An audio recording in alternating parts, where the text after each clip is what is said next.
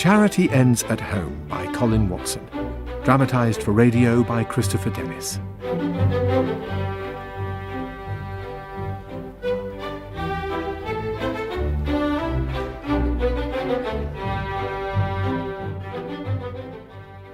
Sit here now, Mrs. Allen. Thank you. I don't want to be any trouble. Oh, you're no trouble at all, love. Now, you just keep your pecker up as best you can. The coroner won't take long.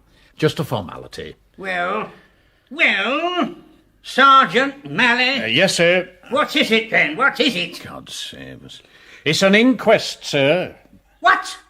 It's the body you just viewed, Mr. Amblesbury, sir. The young lad in the mortuary. Oh, dear. And what about him? He's dead, sir. Sorry, Mrs. Allen. I know that. I could tell that. Let's get on with it, then.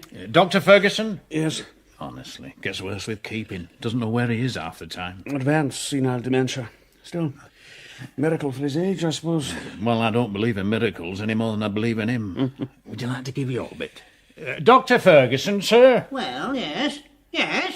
Well? I examined the body in question in Flaxborough General Hospital. In my opinion, death was due to cranial fracture and laceration of the brain, consistent with the deceased's having been involved in a collision between two vehicles. Well? That's all, sir. All? Yes. Oh, right, you can go. The doctor's fee, sir? What? You've got to give the doctor his fee, sir. I suppose we have to. There you are.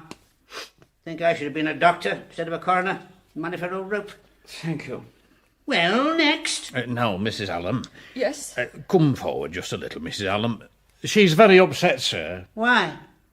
The boy was her son, sir. We don't know that yet, do we? That's what we're here to establish, surely. Well? Mrs. Allen, you've seen the body in the mortuary of Flaxborough General Hospital. Yes. And is it that of your son, Percy Thomas Allen, aged 18 years, an assistant storekeeper? Yes. What? Speak up. Yes, sir. Beg pardon, sir. One of these days. Who live with you at 5 George Street, Flaxborough? Yes. Thank you, Mrs. Allen. That's all now. Just a minute. What do you want now? Straightforward adjournment for 7 days, surely. I said just a minute. Yes, sir. Not you, her. Me? Yes, you. You've been writing letters to me. I beg pardon. Letters? Letters, sir? Letters? Well, answer, woman. Have you been writing letters to me? He's really gone this time. There haven't been any letters, sir. You mustn't question the lady like that. I asked you whether you had written to me. You must know, woman. I haven't written to nobody, sir. Hey? She says she hasn't written to anybody, sir. Not anybody. There hasn't been a letter, sir. Oh, hasn't there? Here. Look. Did you send this to me? You go on home, Mrs. Allen. Here. Did you write this? I'll take that, sir, shall I? What's it all about now? My dear friend, this is an urgent appeal. I'm in great danger. The person whose loyal and faithful companion I have been, and to whom even now my life is dedicated, intends to have me done away with. I can scarce... I know that murder is going to... Oh, it's some hoaxer, sir. Somebody having a joke. I'd better get him home. Just you get your coat on, sir, and I'll drive you home. Honestly. I'll see to Mrs. Hallam. Come along, Mrs. Hallam. I'll leave you to look after the coroner, Sergeant. Busy time for the old devil as well. I mean, 2 corpses this week. 2. And you mark my words, there'll be another yet. Corpses always come in 3s. Charities. The trouble we have with these flaming charities. What was that, Governor? Oh, please don't call me Governor, Sid. Makes me feel like Sexton Blake. Sorry, Inspector Purbright. What I mean is, why are people involved in charities so... Uncharitable? I was going to say violent. They all seem to be at war with each other. And there are so many of them. And look at this, Sid. There are 43 known species of charity in Flaxborough alone. There are 18 doggy ones to start with.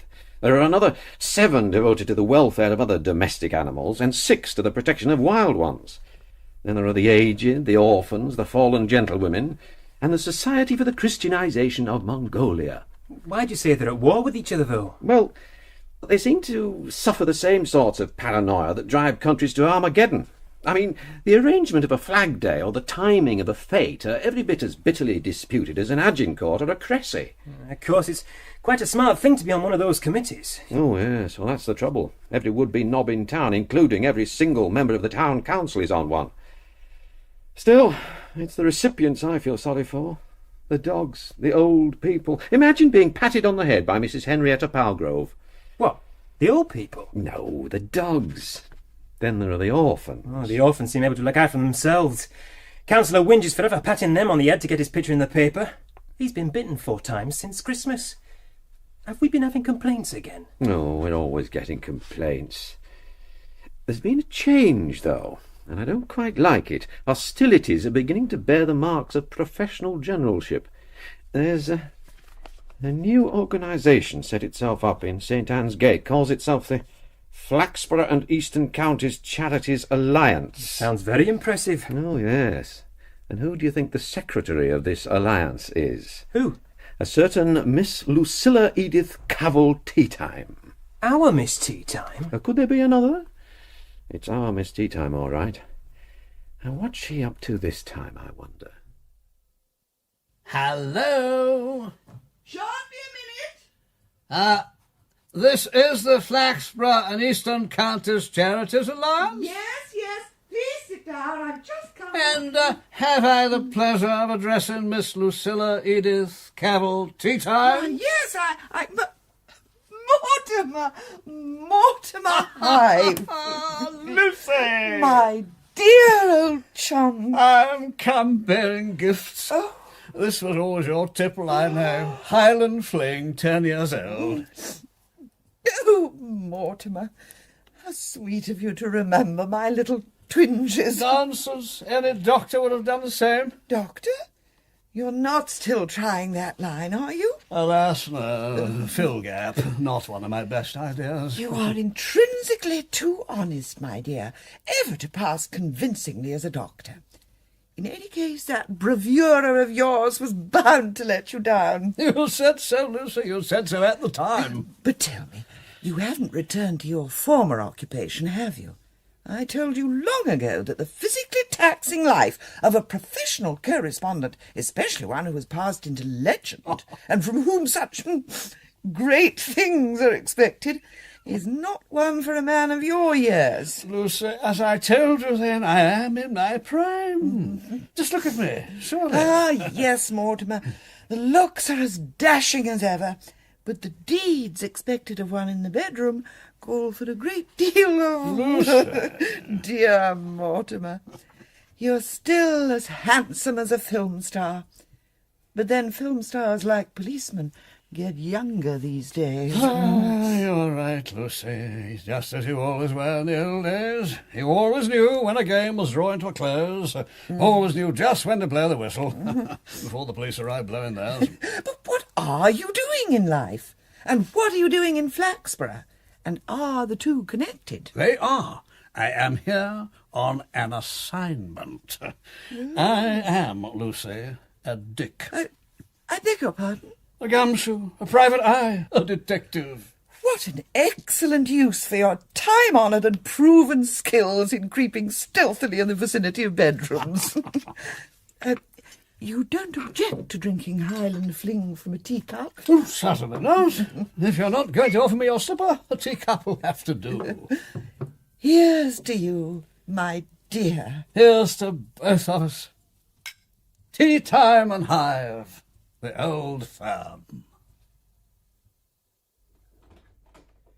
Excuse me, Inspector. Yes, Sid. There's a lady here would like a word with you. Says she's the secretary of the KKK. I didn't know the Ku Klux Klan had set up a branch in Flaxborough. Not wearing a white hood, is she? No, it's the... Oh, hang on. Here it is. Kindly Kennel Club. Hasn't got a hood on, though.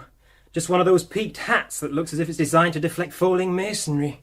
Name of Mrs. Palgrove. Oh, no. Not Mrs. Henrietta Palgrove. I didn't ask her first name. She doesn't seem the sort you'd ever call by her first name. No, she isn't. Still, better show her in. This way, Mrs. Palgrove. This is Inspector Purbright. I know that boy. I'll come straight to the point, Inspector. Please do, Mrs. Palgrove. It is our Flag Day, and some perfectly dreadful things have been happening. Really? Oh, dear. Do sit down. Does the boy have to remain? I think that Detective Sergeant Love ought to hear what you have to say. Detective Sergeant? Doesn't look old enough to be a Boy Scout. Well, now, and what are these dreadful things, Mrs. Palgrove? Let us not beat about the bush, Inspector. Let us not, Mrs. Palgrove. My organisation's name has been brought into disrepute by a trick. A very nasty trick. Certain unauthorised persons have been passing themselves off as our flag sellers. Today, you mean? Of course today. I have lost no time in letting you know, so you must do something about it. Perhaps you can be a little more specific, Mrs. Palgrove. Can you tell me where any of these people are operating? No, I cannot. You haven't actually seen any of them yourself, then? A number of people have come into the Flag Day HQ. They have complained very bitterly, as well they might, although we ourselves, of course, were in no way to blame. It might be of some assistance if you were to tell me what they were complaining about. Seems it's some of the flags that have been the trouble, sir. I think they've given offence. Perhaps if you could tell us about that, Mrs. Palgrove. Unauthorised emblems, very like our own, but quite unauthorised, have got into circulation. There are words on them. Aren't there words on yours? Not these. I see. They are, as you might say, messages, printed very boldly upon a clever imitation of our emblem.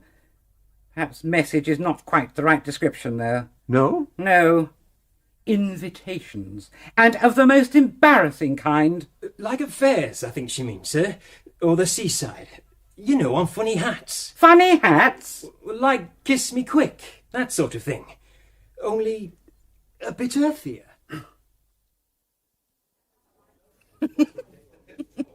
Oh, I say, you are awful. I know I am, dear lady. Large brandy and water, please.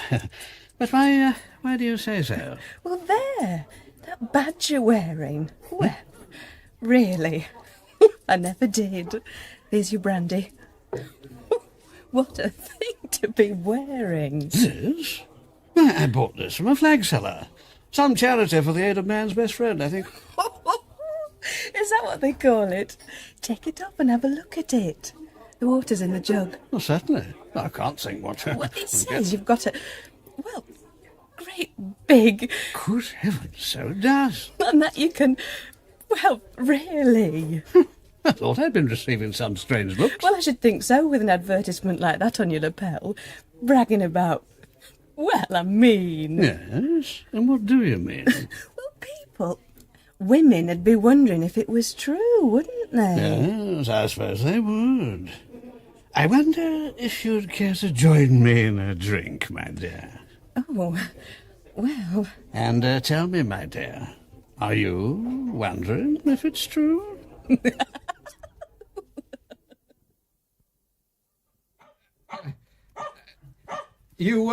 You wanted to see me, Chief Constable? Ah, Mr. Purbright. Yes. Nice to see the rains eased off. Well, come in. Yes. Now then, Deirdre, leave Inspector Purbright alone. She's pleased to see you, Purbright. Quite mutual, sir. Yes, she's an affectionate little thing, isn't she? Oh, most loving, sir. Yeah. Well, Deirdre. Now then, Purbright, what is all this about some woman expecting to be poisoned or drowned or something? I'm afraid I'm not quite with you, sir. Oh, aren't you? Well, I've had this letter, do you see? I thought you might know something about it. No, sir. You don't? No. I see. Well, it's a bit chewed up now, I'm afraid. Deirdre thought it was for her, didn't you, Deirdre? Oh, yes, well, it might just be a bit of silliness, you know. Oh, of course, sir. Look, perhaps I'd better read it to you. It's not signed, you know, and I can't think offhand of anyone who'd normally address me as my dear friend. Well, never mind, though it goes like this. My dear friend, this is an urgent appeal. I am in great danger. The person whose loyal and faithful companion I have been, and to whom even now my life is dedicated, intends to have me done away with. I can scarcely believe his change of heart. but I have heard the plan discussed and must believe it, however unwillingly. They do not think I understand what is going on. Of course I understand. I can sense when I am in the way. And I know that murder is going to be the reward for my uncomplaining loyalty. A poisoned pellet in my food, a quick injection, perhaps to be held helpless under water by a loved hand until I drown. One or other of these dreadful fates will overtake me if you, dear friend, do not bring aid. I cannot, for reasons you will understand, sign this letter, but I enclose my photograph in the hope that your heart may be touched. I gather you don't take this letter seriously. Why do you say that? Ah, you do take it seriously, then. Oh, well, everything must be judged on its merits, Mr. Purbright. I mean, here is a letter, unsigned, addressed to me by somebody or other who thinks they are going to be murdered, or says they do. And what do you propose to do about it, Well, I suppose you want to examine it for fingerprints and so forth. I think the only fingerprints it will have on it now, Chief Constable, will be yours. And, of course, Deirdre's. Yes, I see what you mean. And the photograph, sir? Photograph? Well, the writer speaks of enclosing a photograph. Oh, bless my soul. Yes. Oh, I hadn't thought of that. No. There definitely wasn't a photograph. Oh, do let go of Inspector Purbright, Deirdre. There's a dear. Deirdre. Silly girl. She is very fond of you, Purbright.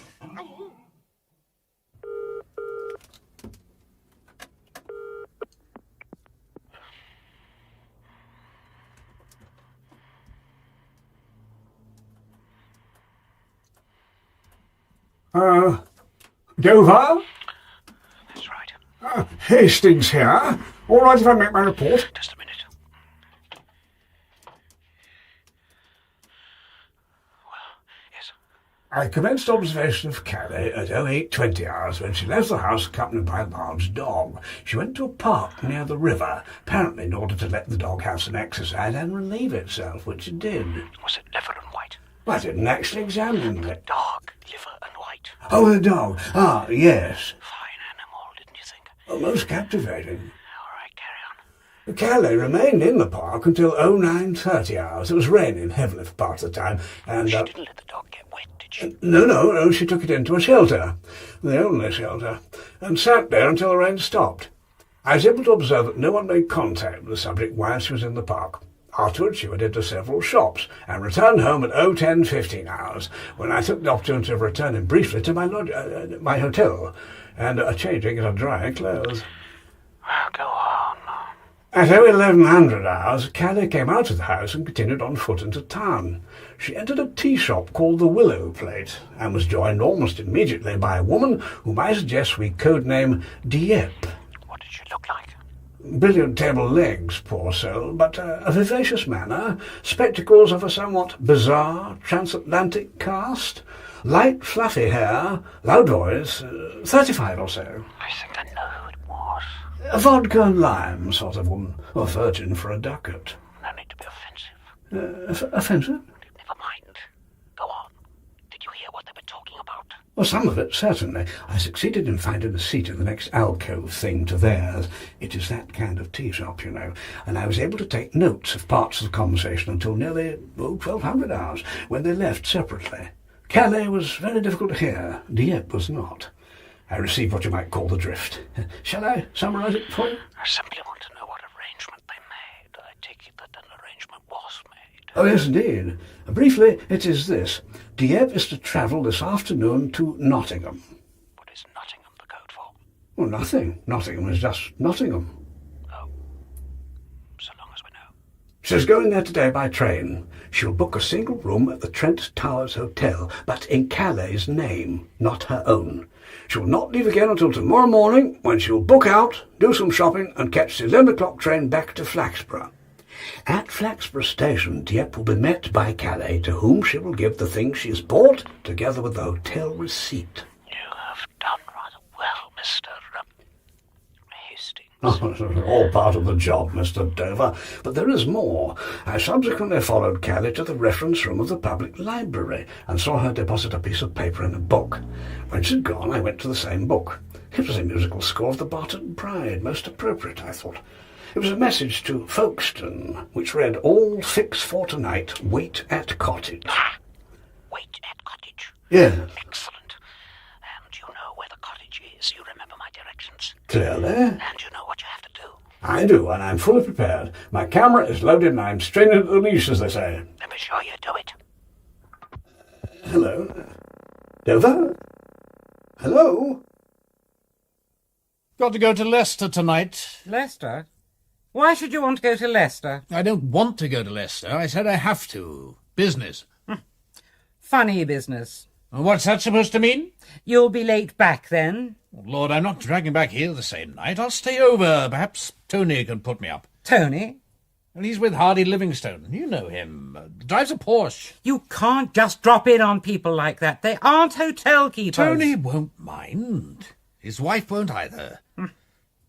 And what is it you're going to do in Leicester? Oh, something to do with machinery. Wouldn't mean anything to you. It means something to me that without any warning you clear off to stay with some people or other I've never heard of. But you have heard of Tony. Tony Wilcox. Bloody hell, you met him at the firm's dinner a year ago. 2 years, maybe. 2 years ago? Yes. You went on your own 2 years ago. I was having that sinus operation. Well, 3 then. What the hell does it matter? Quite a lot, judging from the way you're taking refuge in bad language. It's the same when you have something to hide. Oh, for crying out loud, woman! I may be a woman, but I object to being referred to as such, and I will not tolerate your bad temper.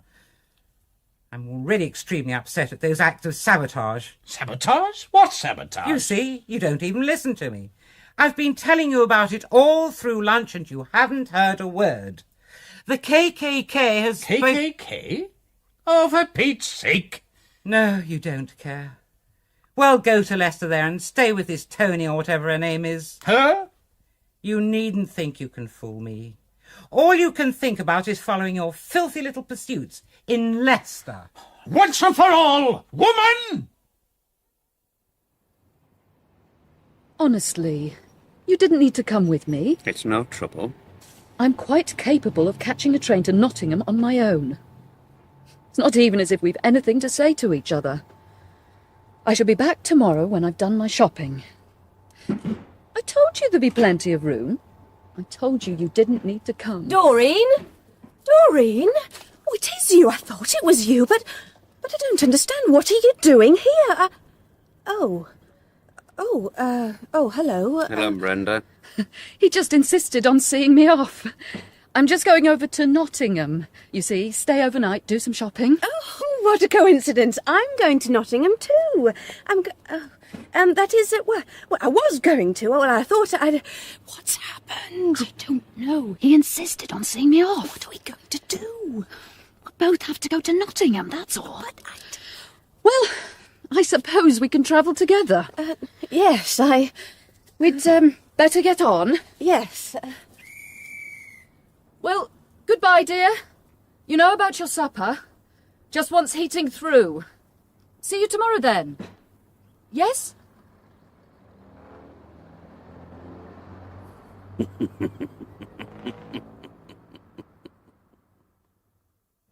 Sid, do you happen to know of anyone in this town who goes in fear of assassination? Oh, well...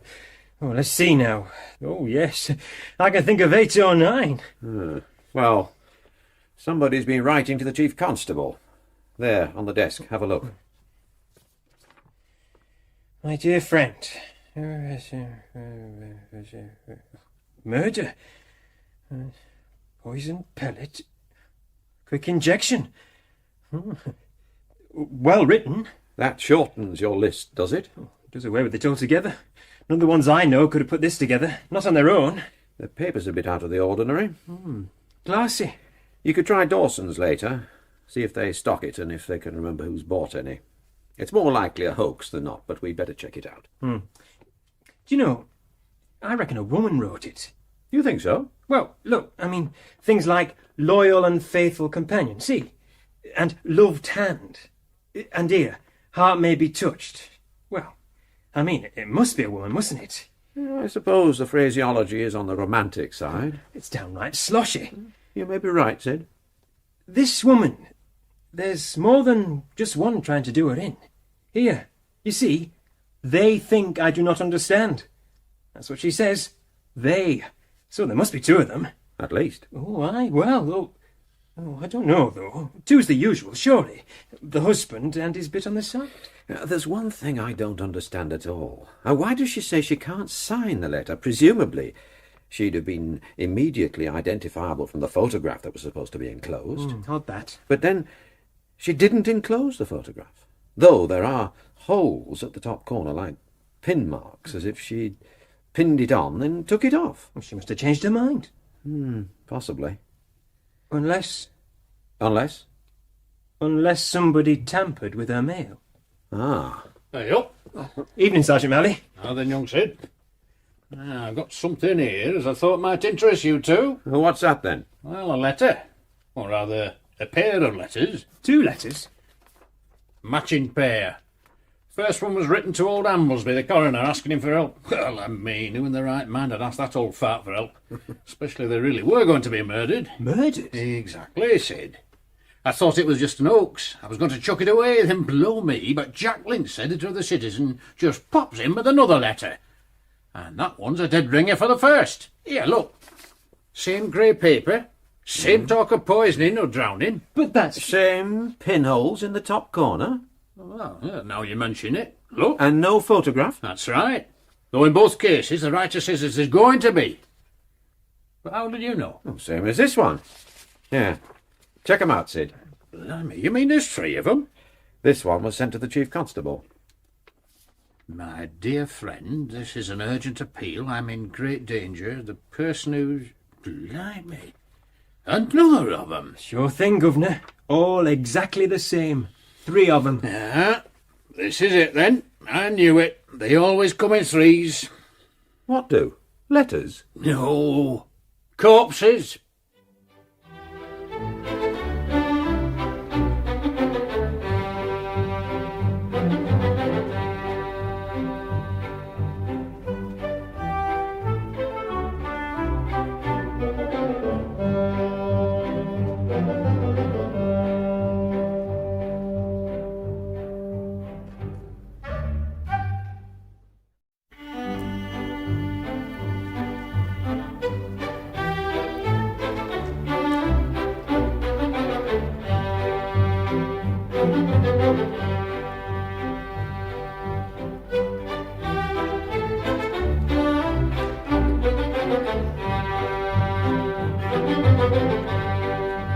Oh, honestly, Governor. Sid. Sorry, Inspector. But all this time we're spending on these charities.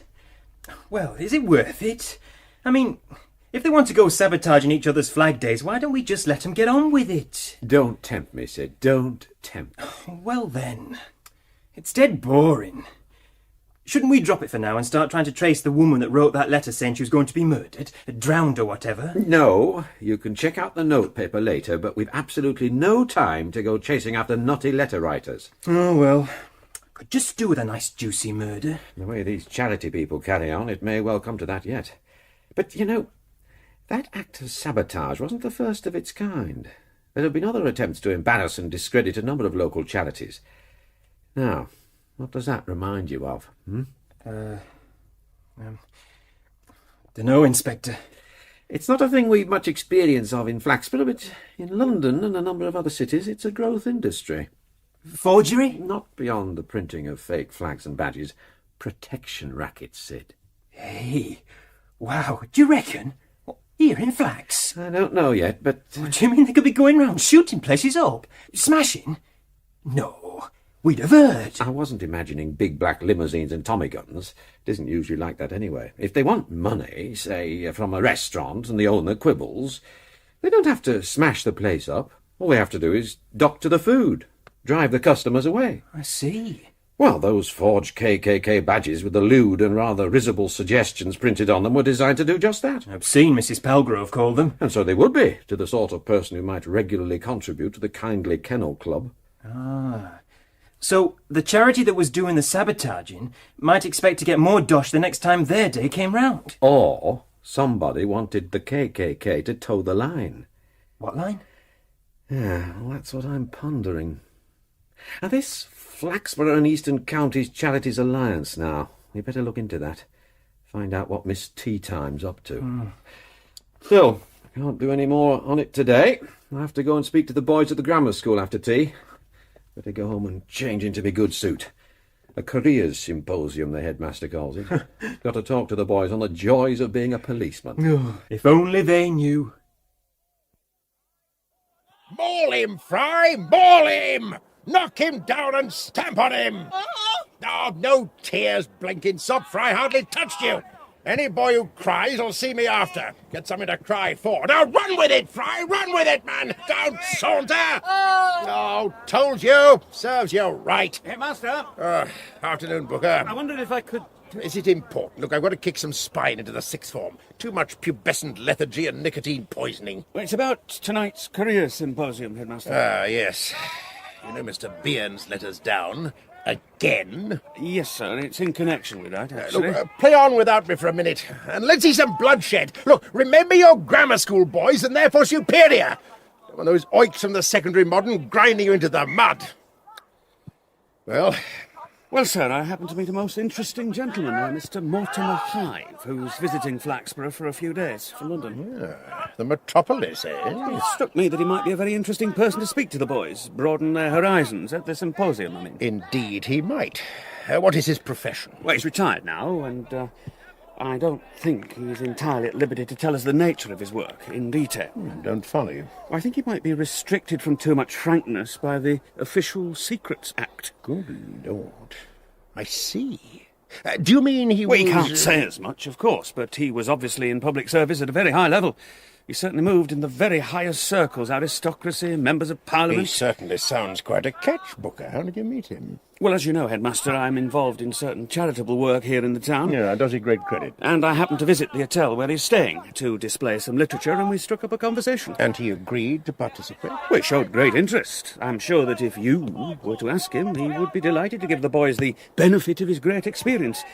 I could arrange for you to meet him, if you like. I should be delighted, Booker. Quite fascinated, in fact. Well done. Thank you, Headmaster. A man like this, Mr. Mortimer Hive, with his experience in the corridors of power, is bound to impart the high ideals and admirable principles which we want our boys to possess.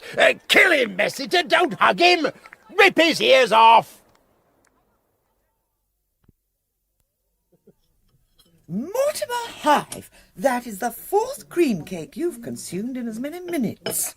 You could never have gained your reputation as the finest professional correspondent in the business if you'd shown so little regard for your figure and vigour in the past. Perfectly true, Lucy. But now that I am condemned to be the man in the raincoat behind the camera, rather than the devil-may-care athlete frolicking in front of it, I can permit myself these little indulgences. But surely even a private detective must be lithe and light on his feet. I am enjoying myself, Lucy. Away from the noise and bustle of London, I feel as though I'm on holiday.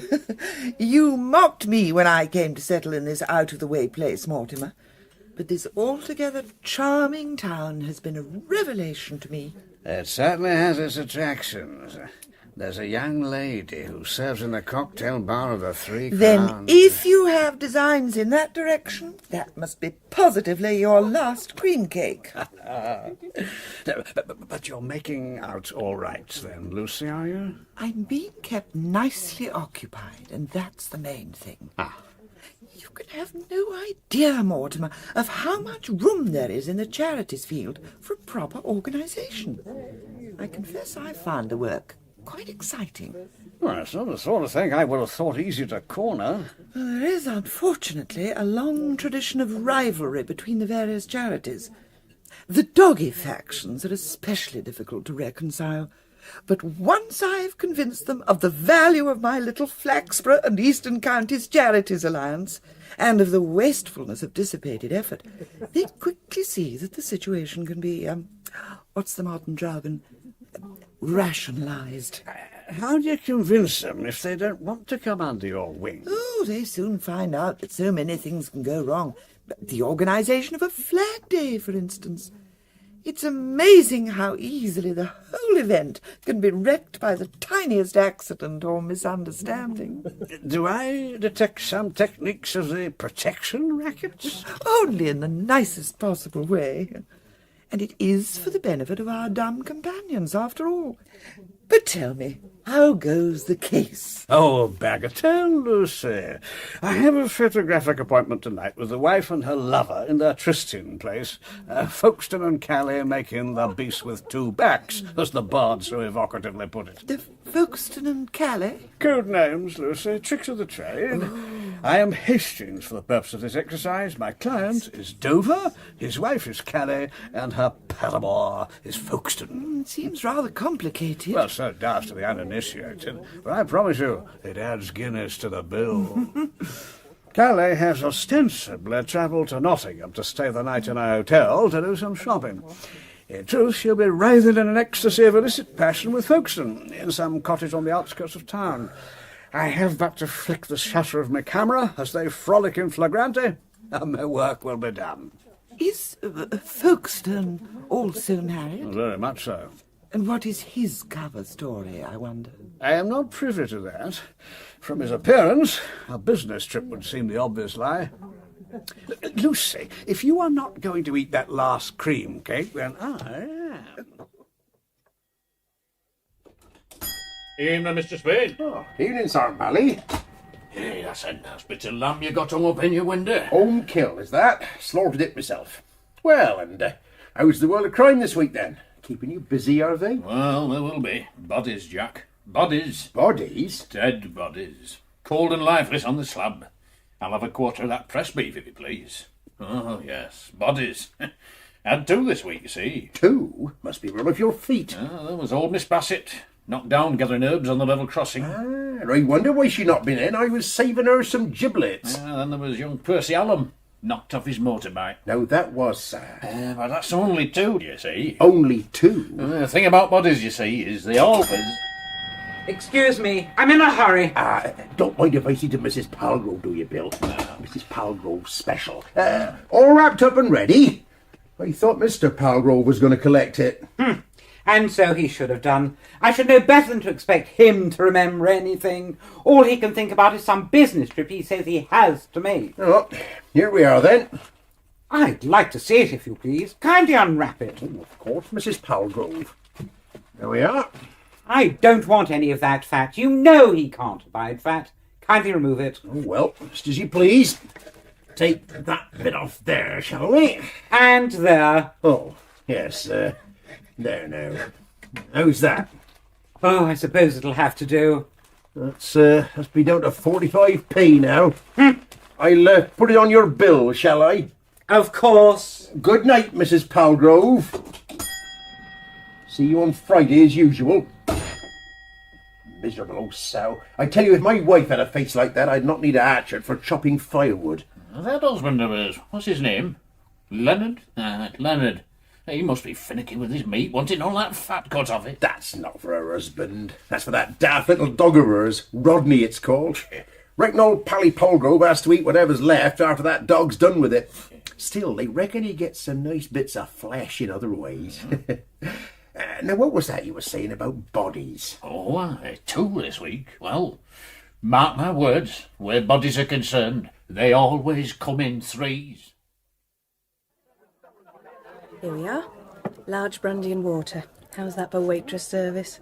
Enchanted. To watch you walk across the room toward me, dear lady, is worth far more than the brandy. It is one of life's great bonuses to see such grace and voluptuousness. Oh, things you say. You're embarrassing me now. I tell you no lie. You draw me like a siren. Oh, you do have a way with words. Thank you. At what time do you finish work, my dear? Oh, well, tonight? Tonight, no. Tonight I fear I have to work for my living. Tonight I have an assignment. I bet you mean an assignation. Alas, no. Definitely an assignment. Regular man of mystery you are, and no mistake. Am I indeed? I can usually tell what my customers do. I mean, there's Mr. Harrison over there, always ever so smartly turned out. Tell at a glance what he is. What is he, my dear? Rat catcher. Yeah. But What are you, I wonder? And why have you got that big leather case with you? In this case are the tools of my trade. Looks like a camera. See, there's no pulling the wool over your eyes. You're a photographer. Well, it is part of my work. Are you a famous fashion photographer? In Vogue and Harper's and things like that? Some of my clients have just taken off the very latest creations. Well, tell me. I'm sure you'll find me very discreet. Will I, indeed? In every way. I'm not one to go telling the world, you know. I may want to test your discretion. Oh, might you know? Mr. Hive, there you are. Oh. I am to meet these gentlemen. I shall return tomorrow, dear lady, and we will take up our conversation where we left off. Mr. Hive. Good evening, Mr. Booker. May I introduce my headmaster, Mr. Clay, Mr. Mortimer Hive. Delighted to meet you, Mr. Hive. The pleasure is mine, Mr. Clay. And this is Mr. O'Toole, the County Youth Employment Coordinator. Now then, Cocky. Now, what are we all having, headmaster? A small and extremely dry sherry, Mr. Booker, if you please. Brandy and water would touch the spot, I fancy. Find a wallop. Won't be a minute. A dry sherry, brandy and water, pint of best bitter, and a Lohengrin lime for me, please. You are from London, I gather, Mr. Hive. From London, indeed. A city of great opportunities. Boundless. You will appreciate, Mr. Hive, that for our young people, London is a magnet. To them, it promises fulfilment. We educationalists may have a more sceptical view, and with good cause, I venture to say. But we do not flatter ourselves that we can correct the naive assumptions of youth. Only experience can do that. Here we are. Your blood's worth bottling, Squire. What the headmaster's leading up to, I think. Now, Booker, pray allow me to do my own leading. Mr. Hive will see its object soon enough. Mr. Hive, we arrange from time to time at the school what we call a careers symposium. What a splendid idea. Cheers. Well, I didn't touch the size, Mr. Hive. Good health. It is attended by boys of the 5th and 6th forms, and they're able to put questions to representatives of a variety of professions whom we invite as guests. Now, may we have the pleasure of inviting Most you to... kind. I'd better stick to brandy and water, I think. I see. Mr. Booker? Very good, headmaster. Now, it so happens that just such a symposium has been arranged for this very evening in 25 minutes' time. The panel, I fancy that is the word, is a not undistinguished one. We've been promised the attendance of a solicitor, also an estate agent, and an inspector of police. Unfortunately, all these gentlemen follow their professions locally. Your brandy, Mr. Hive. Your health, my dear sir. Your very good health. Now, if our boys were to be presented with some stimulus to their imagination in the form of a visitor from the great metropolis... The great metropolis. Indeed, here's to it. Oh, my glass seems to be empty. Let me do the honours, sir. Mr. Clay? Not just at the moment. I should esteem it a great favour, Mr. Hive, if you would come along to our little symposium and possibly say a few words to the boys on the subject of your career. Leave me, my dear sir, to your siblings. You're sure you don't mind? Mind? Certainly not. I can think of absolutely nothing that would give me greater pleasure. Oh, dear. Is something amiss? Oh, dear. The fact is that I have just remembered that I have a most important engagement tonight. Most important. Mr. Booker, Mr. Hive says he has an engagement. You didn't mention anything about that. Well, I really didn't know, headmaster. Anyway, perhaps it's not all that urgent, Mr. Hive? Oh, here's your brandy. The boys will be most disappointed. Is your appointment fixed for any particular time? Well, it's true that I have a little time in hand, but... The school's very near. There will, of course, be refreshments. Cocoa. And seed cake. You tempt me. Indeed you do. I remember something my old headmaster said to me during my last term at Harrow. Never hesitate to hand on the lamp, Hive, for it will burn all the more brightly if you do. How true. So what do you say then, Mr. Hive? Of course you will. Well, did I drink that last brandy? Oh, dear. I'll get you another one. For the road, you know, for the road. The night is young, damn me. I really think I should Pass on the lamp, eh? I'm a very easily persuaded fellow. Splendid. Incidentally, I should be rather interested, purely for introductory purposes, the boys, you know, to hear what your profession actually was. I believe you're retired. On the insistence of my doctors. Certain occupational maladies, slip disc, sciatica, things like that. I believe that the work was, to some extent, secret. Oh, very. Goes without saying. Discretion, absolute priority. And I believe you moved in quite exalted circles. My code forbids me to reveal. Oh, of course. But there was frequently a coronet above the bed. Good Lord. Except when I was working abroad, of course. I see. You mean your work took you abroad a great deal? I seldom slept in my own bed. Oh, fancy that. I should be surprised if in so long a period you've not received some tokens of official recognition of you. Various little trophies have come my way, you know. Oh, I say, is this for me? Cheers. There we are then, Rodney. Whose mummy's echo cheeky boy then? Right. I'm off then. To Leicester? That's right. And you expect me to believe that? Well, now, what's that supposed to mean? I don't suppose you fed the goldfish? Of course I haven't fed the damn goldfish. You won't even catch me going out there. What do you want to keep the goldfish in that damn silly well for? And all those gnomes, it's like a fairy bloody grotto out there. You're always bad-tempered and uncouth when you've something to hide. Something to hide? What could I possibly have to hide? I don't know her name, and I really don't want to. Her name? Whose name? Whoever it is you're indulging your disgusting habits with tonight. Oh, don't be some bloody stupid woman. How dare you call me woman? What else can I call you, you dirty-minded, gossip-mongering woman? I've half a mind. Don't you threaten me. Don't you dare raise your hand to me. I'll do as I damn well please in my own house. Very well, boys, settle down, please. Now, Mr. Hideaway, the estate agent, Mr. Scorp, the solicitor, and Inspector Purbright of the Borough Constabulary have all done us the honour of making previous visits to us, and I hope you've thought of some intelligent and interesting questions for them.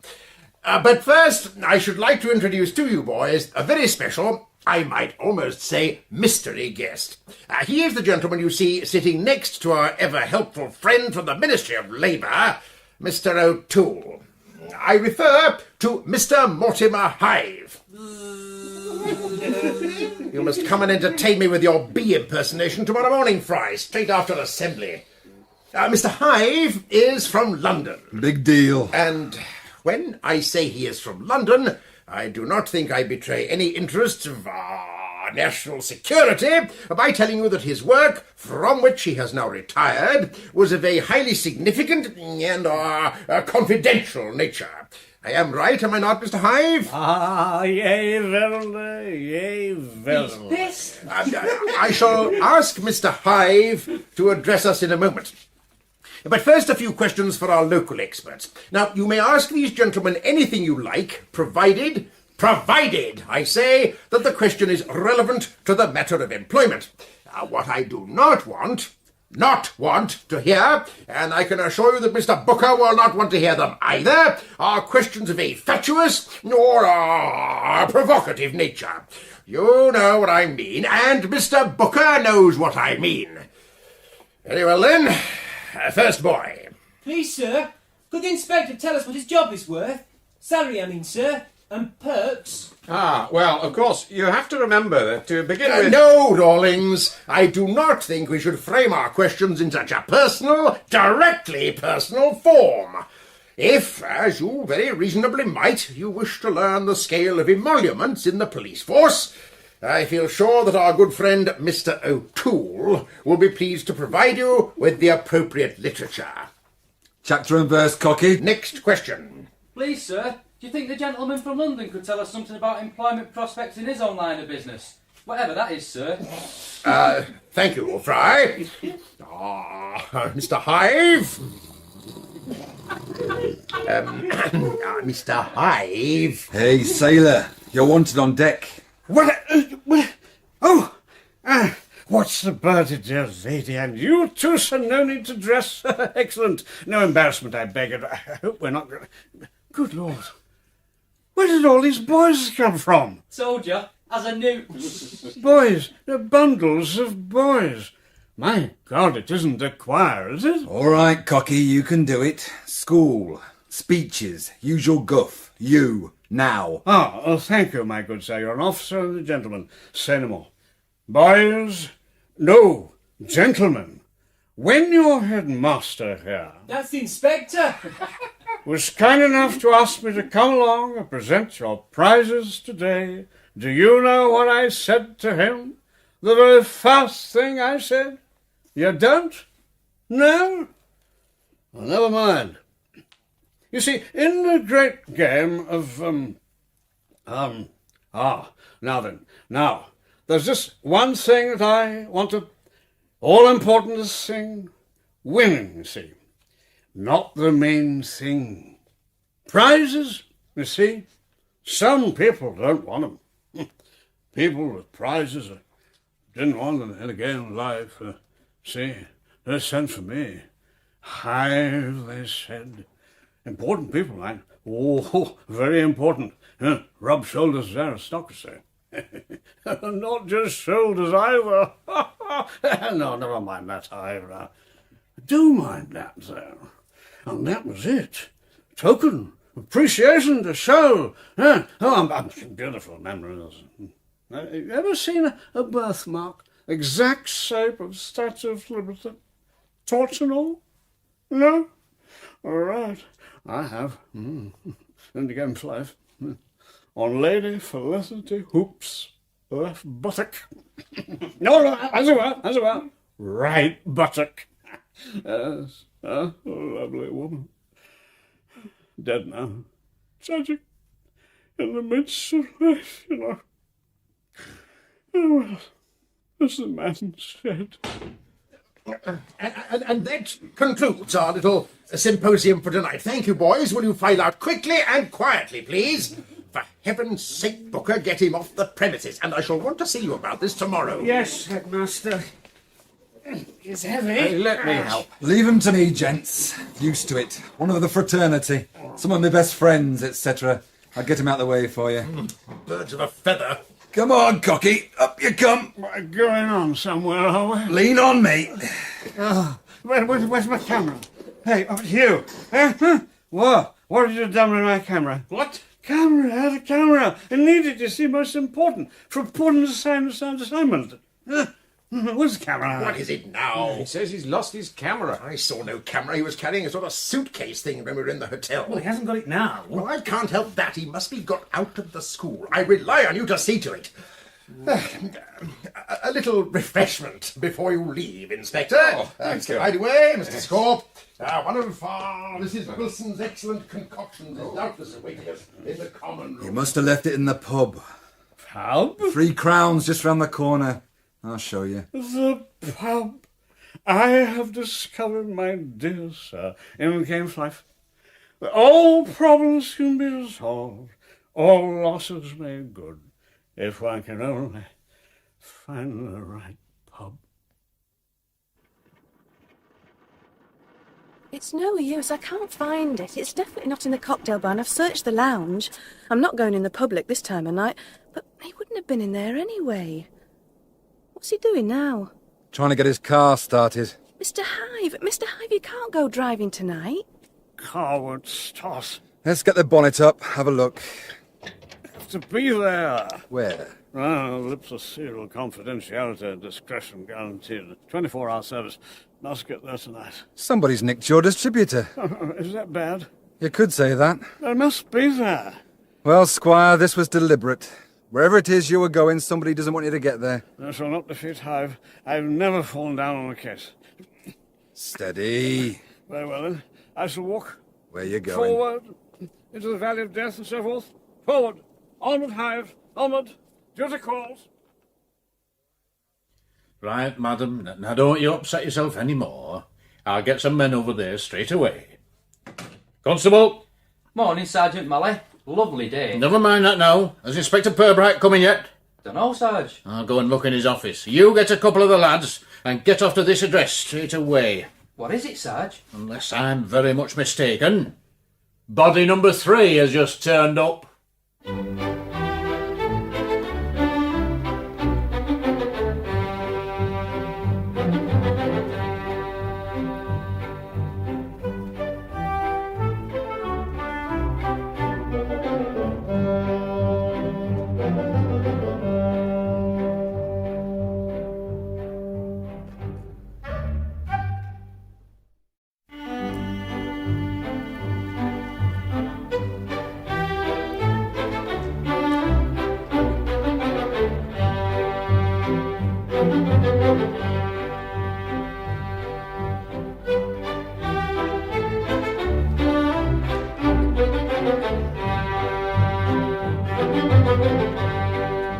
Inspector Purbright? Morning, Bill. Come in. Guess who's been found down a well? Some bloody charity organiser, I expect. That'll be all I needed. Oh, so you've heard already? Heard? Heard what? Well, this business about a woman in a well. Mrs. Palgrove. She's a charity organiser, isn't she? Polly Progle's missus, Brompton Gardens. Good God. Well, when you said I was joking. The trouble I've had with these charity organisers. Not likely to be natural causes, is it? Not unless she stuck her own head down the well and kept it there. Could be art, I suppose. A well, though? In Brompton Gardens? Oh, it's one of them dummy ones you see at garden centres, made of concrete done up to look like stone, with a plastic roof on it and plastic bucket on a chain. Seems it's filled to the brim with water and has fish swimming about in it. She's got gnomes all round it and all, quite a feature. You've not seen it, then? I've never been on her visiting list. Are you sure about all this? Oh, we've only had a phone report up to now. Seems right, though. Cleaning lady, name of Mrs. George, found her half an hour ago. Couple of the lads have gone to the house. Right. I think we better join them. Come on. I'll want Sergeant Love as well. See if he's in the canteen, will you, Bill?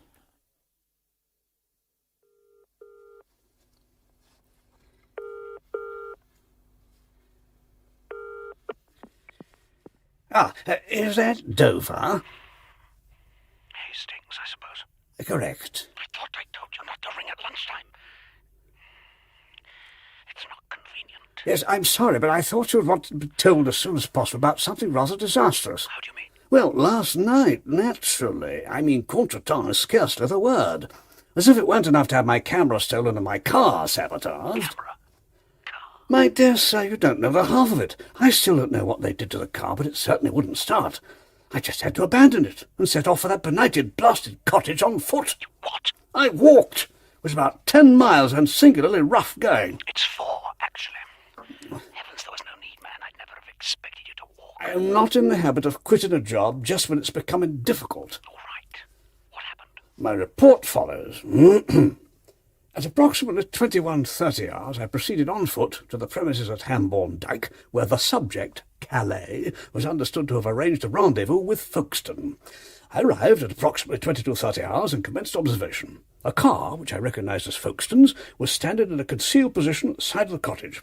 Investigation revealed no other vehicle. For heaven's sake, can't you shorten this a bit? In matters such as this, one cannot be too fastidious regarding detail and accuracy of the evidence.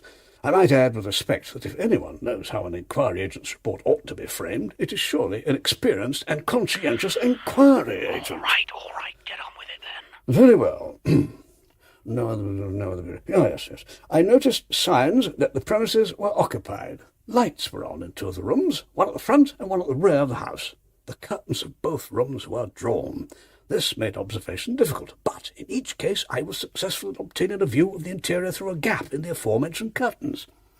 I established by this means that the room at the rear, which I confirmed as being a bedroom, had at that time no occupant.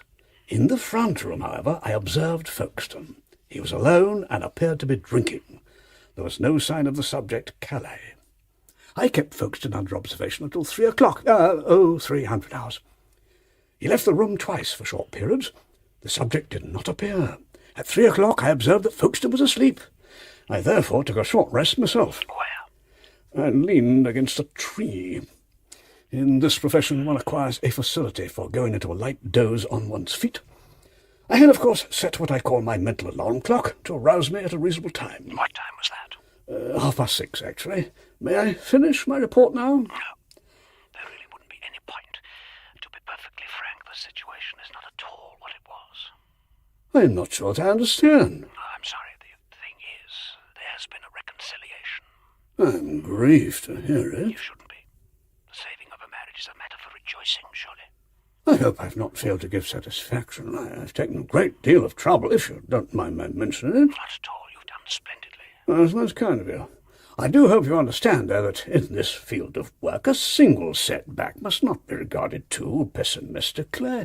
Folkestone is not necessarily a broken reed, you know. He and Callie will no doubt arrange other nights of illicit dalliance, and you'll have the evidence you require. If I might presume to advise a little more patience. No, you might not. I wish nothing further done in the matter. Just as you like. You may as well return to London at once. I think, in fact, that would be advisable. I'm sure you have plenty of other work to get on with. You could leave today. Do you think you could prepare your account before you leave? I think I can manage that. Good. We'll leave it in a sealed envelope with my name on it in that little shop near the station, the one I told you about. And whatever you do, don't post it. Oh, incidentally. Yes? This isn't important in the least, but I just wondered if you happened to learn our friend Folkestone's real name. Oh, no, I never actually heard anybody call him anything. Doesn't matter at all. I couldn't care less now. Are you getting the car put right? A garage is working on it. It seems the distributor had been removed. Vandals, I suppose. Oh, I shouldn't wonder. That's fine. Don't forget to put it on the bill. And thanks a lot for everything. You just get off back to London then. Goodbye. So that's that. You're an odd sort of bird, Mr. Dover, or whatever your name really is. Whatever made you pick this car, Sid? We've only got the two after all, and there's not much to choose between them mechanically. They're both overdue at the knacker's yard. It's just that the Chief Constable's been using the other one, with his entire gaggle of Yorkies. Smells like a dog basket. Enough said. Turn right here, young Sid. I know. Right. You plainclothes fellas forget where places are, that's all. Too long off the beat. I must say, there's some very nice houses round here. Oh, aye. Debtor's row, they call this. Ever so posh.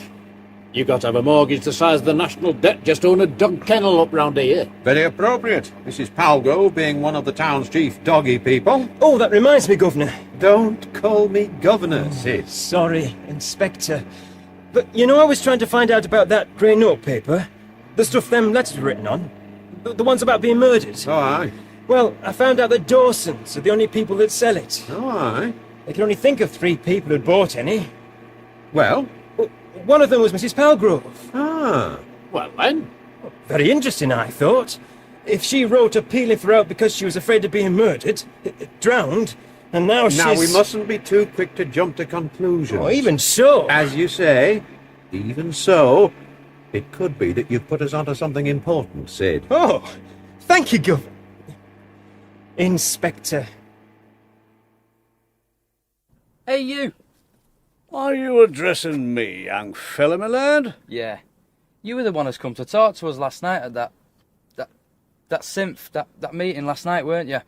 You were the one that was pissed. I was? Yeah, Mr. Clay said I'd find you in or outside of 3 Crowns. He was right, wasn't he? The fact that you have accosted me on the threshold of the hostelry you mention does not mean that I was either coming out or about to go in.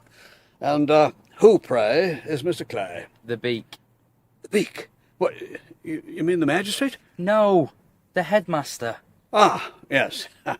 I dimly remember a headmaster. Should think it is only dimly and all. You was bottled. He sent you this, told me to fetch it to you. It's a camera, I think. Ah, my camera. Well done, young fellow, my lad. You what? Here. I insist on rewarding you. Here's a penny. A penny? Cut along then, young shaver. You'll just have time to catch the tuck shop before Latin. Blimey. You're crackers. By the way, where did this turn up, do you know? Cupboard somewhere. At the school. Huh. Barmy. You'll have to excuse me. You won't make a mess, will you? I've got to get along home now. Ah, now you'll be Mrs... George, Mrs. George. I help here, but I shall have to be getting back. I see. I shan't keep you long, Mrs. George. There are just a couple of things I'd like to ask you, though. Oh, well, was it you who telephoned the police station this morning, Mrs. George? Yes. I couldn't think what else to do. Then I wonder if you'd mind telling me exactly what you found when you arrived. You'd come to help with the housework, had you? That's right. I come every day and give a hand. This morning the bus was a bit late, but even so, I don't think it was quite 9 o'clock when I got here. I went round to the kitchen door, expecting it to be open as usual. Open? Well, not open. Unlocked, I mean. Anyway, it wasn't. So I knocked a few times and waited about a while, but nobody came. So I went to the big door and rang the bell. Well, still nobody answered, and I couldn't hear a sound inside, and I thought, funny, 'cause Mrs. Palgrove hadn't said anything the day before about going away, which she would have done, of course. Of course. Well, I thought I'd better give them a few minutes, just in case. So I started to walk about a bit outside and look at the flowers. Of course, it was then that Yes, Mrs. George? Yeah, well, I mean, there she was, sort of doubled over the wall of that well thing. Half of her outside, the other half inside. Right in the water. Arms, shoulders, head, right under. And them fishes swimming round in her hair, in and out. Did you pull her out of the water? I didn't seem able to manage it. She's quite a big woman, you know. It was very sensible of you to telephone. I tried to get her out. I tried always. It was no good, though. I mean, people are a lot heavier than they look, aren't they? Especially when they're lying awkward. Well, anyway, I just couldn't. So I ran down to the phone at the corner. It seemed the best way. I mean... Of course. By the way, how did you get into the house eventually? Get in? Well, you did open the door to us. Yes. Well, one of the policemen who came found a window open and he got through. A nice young man. Big. With a red face. Constable Pook. I thought he must be. Must be what? A Pook. Oh. Well, I've known quite a lot of his family. They've all got that same shaped head and red shiny face, even the women. I thought he was a Pook. Ah. He said it would be all right to come in, though. I suppose Mr. Palgrove is away from home, is he? Oh, I don't know. I mean, he's not here now, and it's not usual for him to leave for business until, an hour or more after I arrive. The other policemen wanted to know, and I told them the same. They'd most likely know at his office. I mean, you could try his office. I could, couldn't I? All right, Mrs. George, there's no reason why you should stay any longer. You've been most patient. Right, then. I'll get off. I knew he was a Pook. Minute I set eyes on him. Funny lot. Constable Pook. Sarge? I don't suppose you thought to contact the doctor? On his way. Wonders will never cease. How long do you reckon she's been dead? Oh, hard to say. Well, I'd have thought you'd know about these things. You being coroner's officer. I mean, an hour? 2 hours? More? Oh, yes. A lot more than 2. I'd say it was last night sometime, from the colour of her. Must say, there's something about a dead face, isn't there? It's not... well... Human? Yes, I suppose that's what I mean. The makeup just makes it look worse, too. I better cover her over, poor soul, till the doctor gets here. Morning, Constable Pook. Morning, Inspector. Been dead for hours, sir. Sometime last night from the colour of her. How long do we think the doctor will be? Anybody know? Any time now, sir. It's Dr. Ferguson from General. We couldn't get hold of Reynolds. You've tried to contact the husband? We haven't had much luck, sir. I rang his firm, but... That's Chemflax, isn't it? Yes. I rang him straight away, but he wasn't there. They said he didn't usually turn up before 10. I called a bit later when his secretary had come in, and she said he'd arranged to go to Leicester last night. When does she expect him back? Sometime this morning, she thinks. All right. Well, at least we know why he isn't here. Bill, you'd better get over to Canflax and wait around in case Palgrove goes straight to his office. Break things to him gently and tell him there'll be somebody here waiting. Right. What a Swiss. What? This well. It's a fake. You didn't think it was real, did you, Sid? Well, I didn't expect it to be plastic. Daft thing to keep fishing anyway. How do you think it happened? She must have leaned too far over, I suppose. She'd have a job. Bloody hard on the belly, this edge is. Now, supposing your hands slipped, Bill, wouldn't your head and perhaps your shoulders go under? Aye, they might, just for a second. But I could easily enough yank 'em out again. Look, as long as you've got the weight of your legs on this side of the bowl, you're anchored. You can get your head up any time you like and push yourself back, like this. Then why didn't Mrs. Palgrove push herself back? It was only the upper part of her body that was in the water, wasn't it, Pook? That's right, sir. The lady was sort of jackknifed across the wall, one half each side. I could show you if you like, sir. Oh, no, you needn't do that. I quite see what you mean. There's only one explanation I can think of. Heart attack? Well, it does happen. And she looks overweight, poor soul. Look who's talking. That'll do, young Sid. In any case, son, I don't go out feeding goldfish in the middle of the night. Middle of the night? Well, it must have been dark anyway. The lad saw this torch in the bottom. Here, look. Raked it out. Was there anything else down there? We only saw that flashlight. But we didn't make what you'd call a proper search. Water's pretty green lower down. Hard to see. No, naturally. Ah, here's the ambulance now. Hey, what's that? That's Rodney, sir, Mrs. Palgrove's dog. Had to put him in the garage for now. Oh, that's all right. I thought the chief constable was creeping up on us.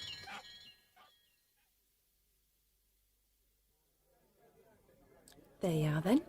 One large brandy. Must say, this is a nice surprise. State you were in when you went marching off into the wide blue yonder last night. I never expected to see you again. I said I would return to carry on our conversation from where we left off. Oh, you remembered then? How could I keep away, my dear? Go on. You can call me Helen, if you like. I do like very much, Helen. And you are? Mortimer. Mortimer? Oh, I say. I've never known a Mortimer before. I shall call you Mort. Well, I suppose if you must. What's all that writing you're doing, Mort? Do tell me. I'm preparing an account of professional fees and outgoings. You're not. You're writing a love letter. Might I hope that you could be free for an hour or so this evening, Well, Helen?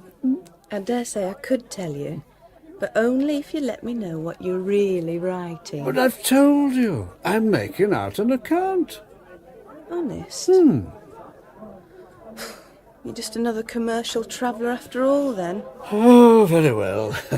Now that my assignment is completed, I will tell you. I am a private detective. No. Go on. Oh, get away, you're pulling me leg. I'm not pulling your leg, though I do hope to have the opportunity. I am what I say I am. A private eye? If you wish. A dick? Well, in a manner of... Oh, I say.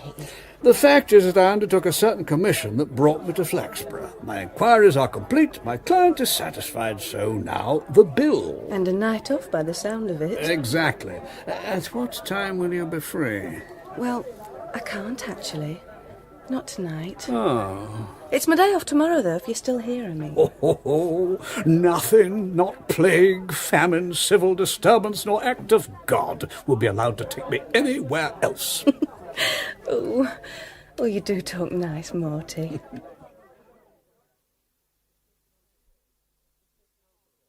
Mr. Palgrove's here, sir. Oh, Mr. Palgrove.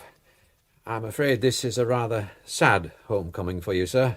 Well, Don't know what to say. You've heard from the officer what has happened, I suppose, sir? The gist of it, yes. No details. We are by no means sure yet how the accident happened, Mr. Palgrove. It's not so much a question of how your wife came to slip into the water as why she was unable to extricate herself. Poor old Henny was daft about those damn goldfish.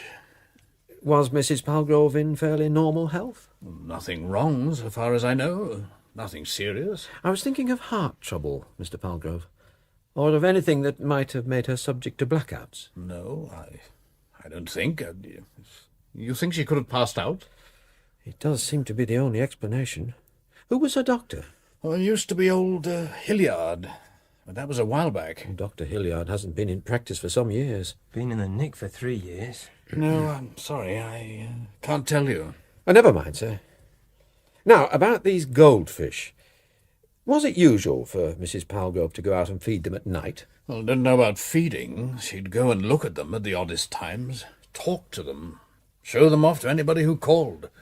Do you happen to know if she was expecting a visitor last night? No idea.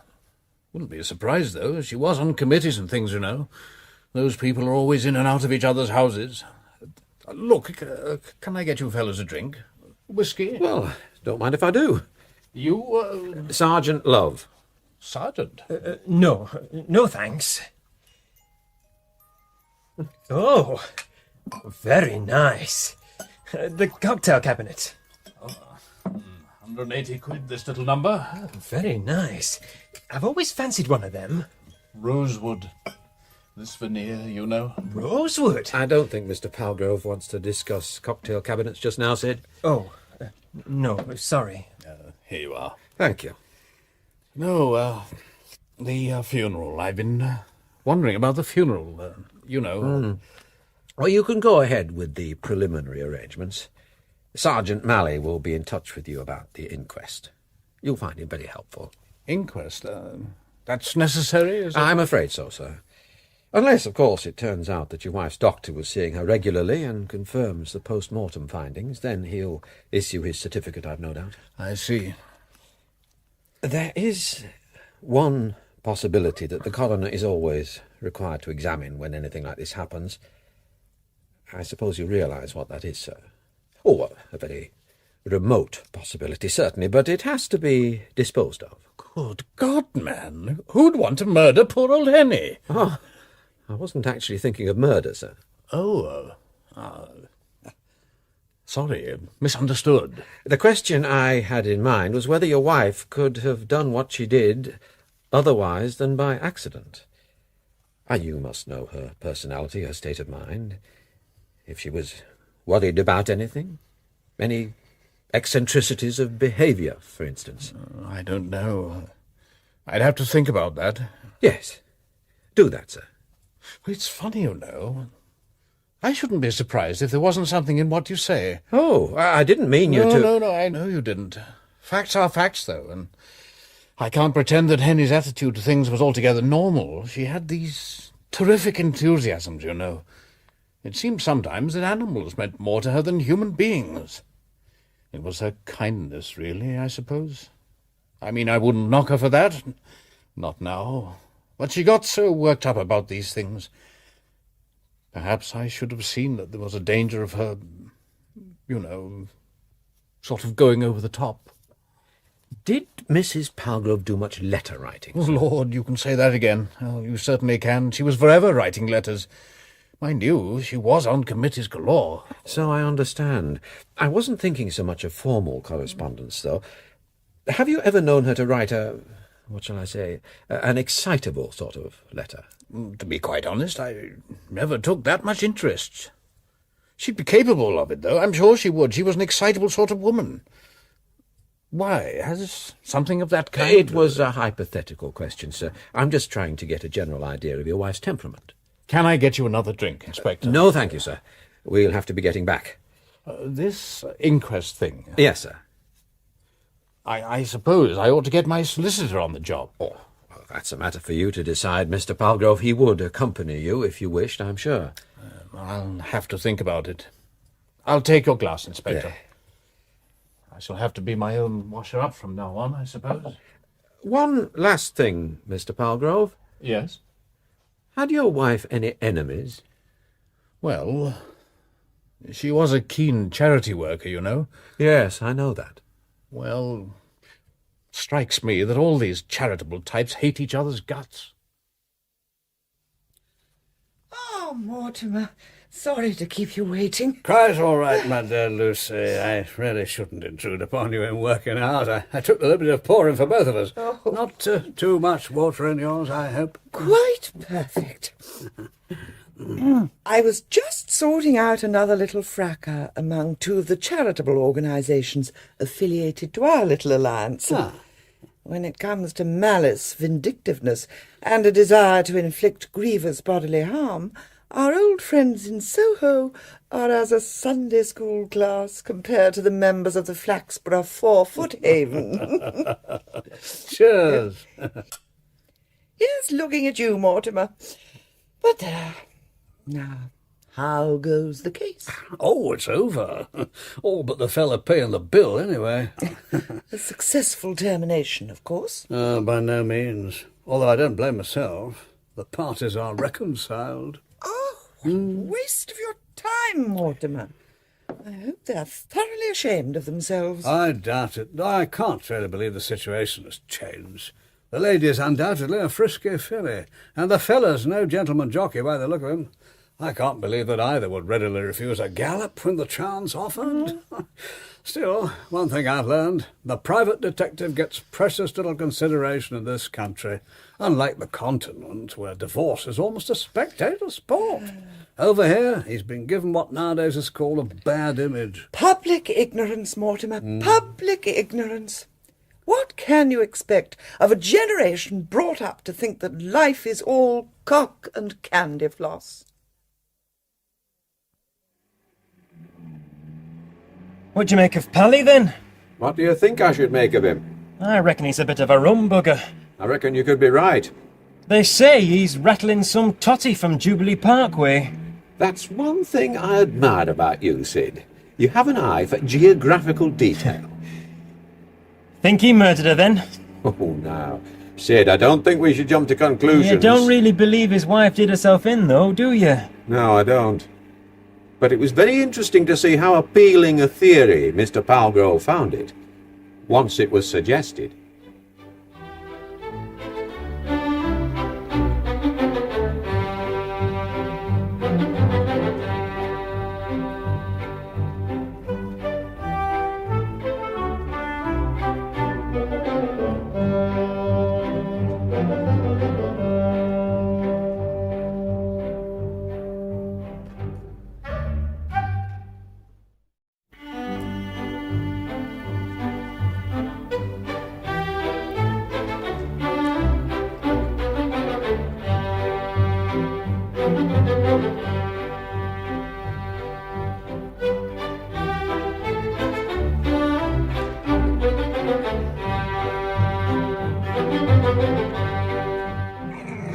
Oh, now then, Deirdre, be a good girl. Oh, Deirdre, leave Inspector Purbright alone. She's very fond of you, Purbright. Indeed, sir. I wonder how she behaves to those she isn't fond of. Now then, look, tell me all about it, about poor Mrs. Palgrove. I mean, it's tragic business, tragic. Come in. Excuse me, Chief Constable. What can I do for you, Dr. Ferguson? It's Inspector Purbright I wanted, sir, if you'll permit me. They said I'd find you here, Purbright. This woman from, Braunton Gardens. Stop that adventure, yapping wee brute! Out! You hear me? Out! I say. Mrs. Palgrove? Oh, yes? I thought I'd better come and see you straight away. Something a bit odd. It'll be in the report, of course, but it might be as well for you to know now. I see. She did drown, no doubt at all about that. No evidence of organic disease, nothing significant anyway. Time of death, hang on a minute. Yes, 11 last night, give or take a bit. Before midnight, certainly, but not more than an hour and a half before. Between 10:30 and 12, then? That's what I said, yes. Now then, here's the queer thing. Yes? There's a definite bruising on both ankles. A distinct set of 5 bruises on each ankle, just at the bottom of the lower leg, and both sets match. Bruising? Odd. Yeah. Fingers? I'd say there's not a doubt of it. Fingers? But, oh, good Lord. Any other marks, Doctor? Well, I didn't intend to give you the full report just now. Oh, naturally not. I do appreciate your having told me this much. It was just that I wondered if the body showed signs of injury. Bruises are injuries, man. But I see what you're getting at. There are other marks, actually. Knuckles, elbows, abrasions, you know. If what we're both thinking is true, she must have flailed about a bit. Struggled. Or so. Struggled? Surely you aren't suggesting that she was... Oh, goodness me. And there was a broad bruise just over the diaphragm. Where she hit the wall when she was pushed over. Pushed? Speculation is your job, not mine. I don't think I'd argue on that one, though. Not really. Still, see you at the inquest? Thank you, Dr. Ferguson. My pleasure. But surely... Brompton Gardens, such a respectable area. Well, it sounds an unpleasant business, Mr. Purbright. I'm afraid it does, sir. It's very hard to credit. She's done some splendid work, you know, this woman. My wife knows her well. They were on several committees together. She'll be very upset about this. She was popular, was she, Mrs. Palgrove? Well, I don't know about popular, exactly. All these good ladies squabble a bit at times, you know. Yes, I've heard she was inclined to rule the roost, rather. But good gracious, that's no reason why anyone should... And in Brompton Gardens... No, I can't understand it at all. You remember that letter you received, sir? The unsigned one? Letter? Yes, sir. The one beginning, "My dear friend," and making some rather dramatic allegations. Oh, that one. We didn't take that seriously, though, did we? You recall its terms, though? Vaguely. Good Lord. Are you suggesting it might have some relevance? Whoever it was meant for, it did seem rather a wild letter. I think it was meant for you, sir. And I think we shall find that Mrs. Palgrove wrote it. Well, I suppose you'll be wanting to cast round to see if any of the neighbours noticed what was going on last night. I was going to propose that Sergeant Love and Constables Harper and Broadley start on that straight away, sir. I shall go back to the house. The husband will be either there or within call, I imagine. Perhaps a search warrant, sir, just in case? Oh, I say.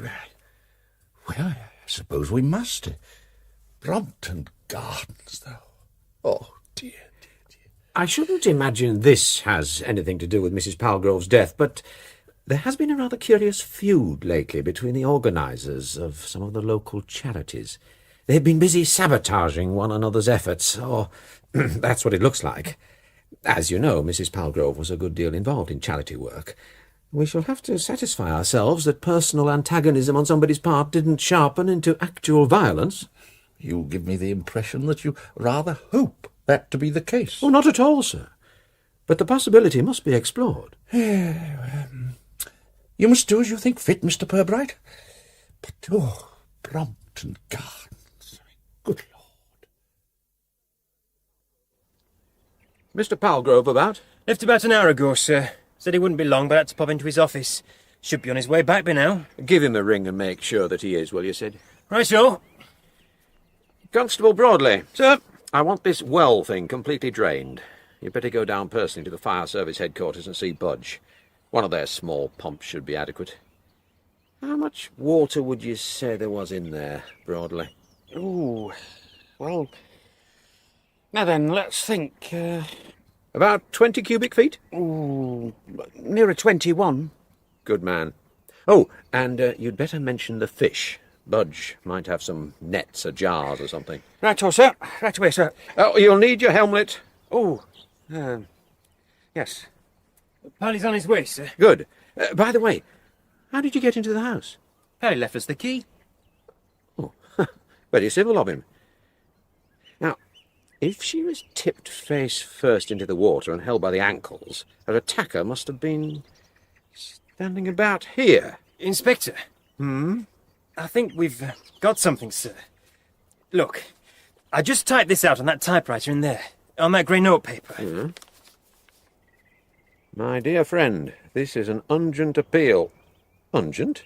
Oh, meant to be urgent, sir. Have you got one of the other letters with you for comparison? Oh, indeed I have. Well done, Sid.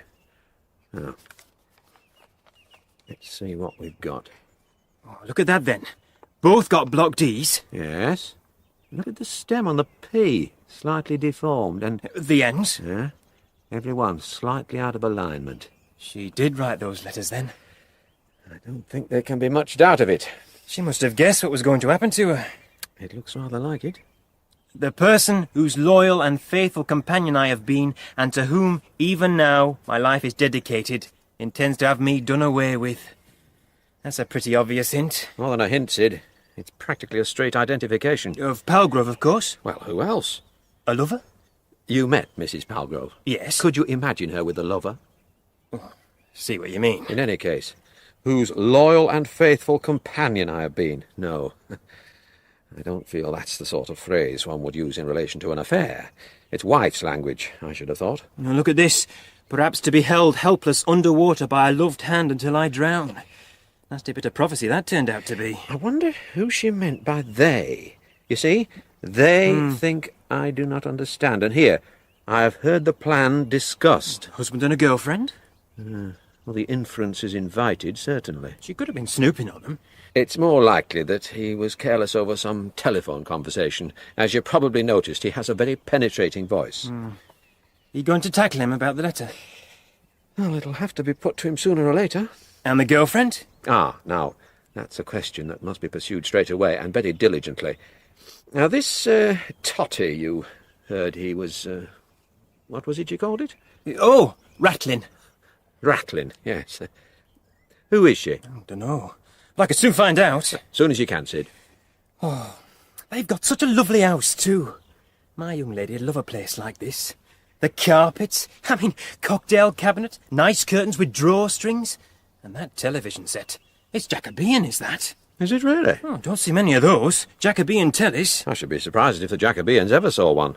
If I had a place like this, I don't want to spoil it by murdering somebody. Don't know what gets into people. What I cannot for the life of me understand is what good she thought this letter was going to do her. She didn't even sign it, and she obviously changed her mind about enclosing a photograph. Yes, but doesn't it say something about writing again? True. Soon I shall send you details of how you can help. But why send the letter to a coroner, a chief constable, and a newspaper editor? Why those three? Why not just the chief constable? He seems the most appropriate in the circumstances. We don't know that she didn't send letters to other people. Maybe they just threw them away. I should. Oh, a fine confession from a detective sergeant. Well, you must admit she sounds nutty. Oh, I do.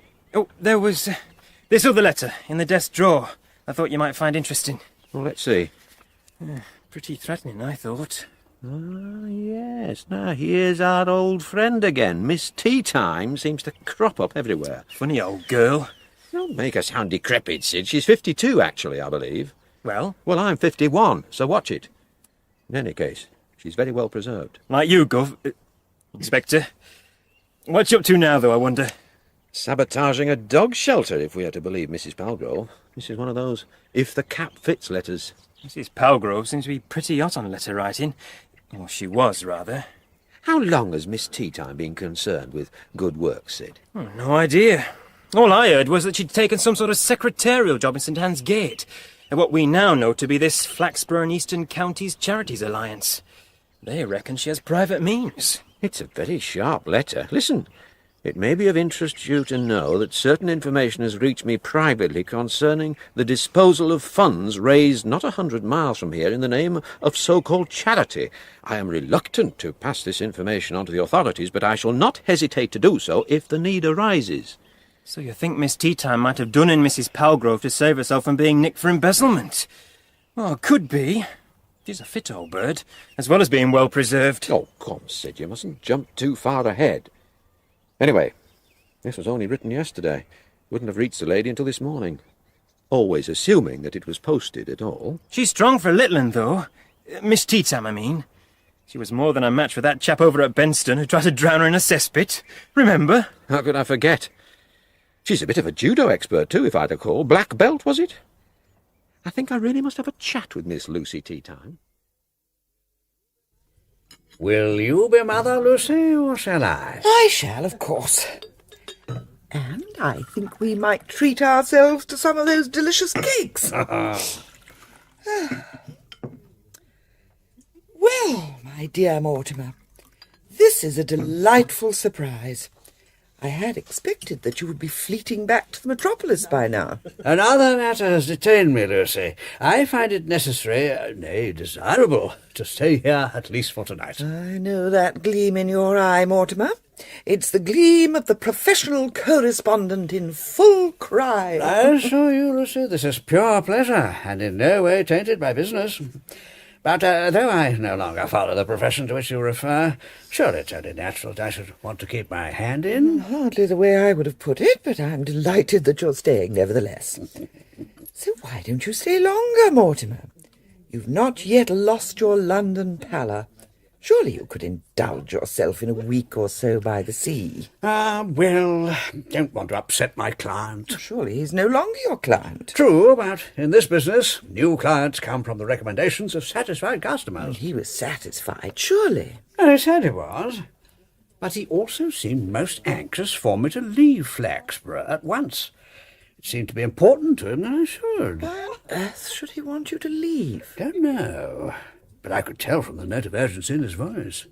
He seemed quite desperate about it. I'm sure you'll appreciate what a difference has been made by this report of the doctor's, Mr. Palgrove. I understand, yes.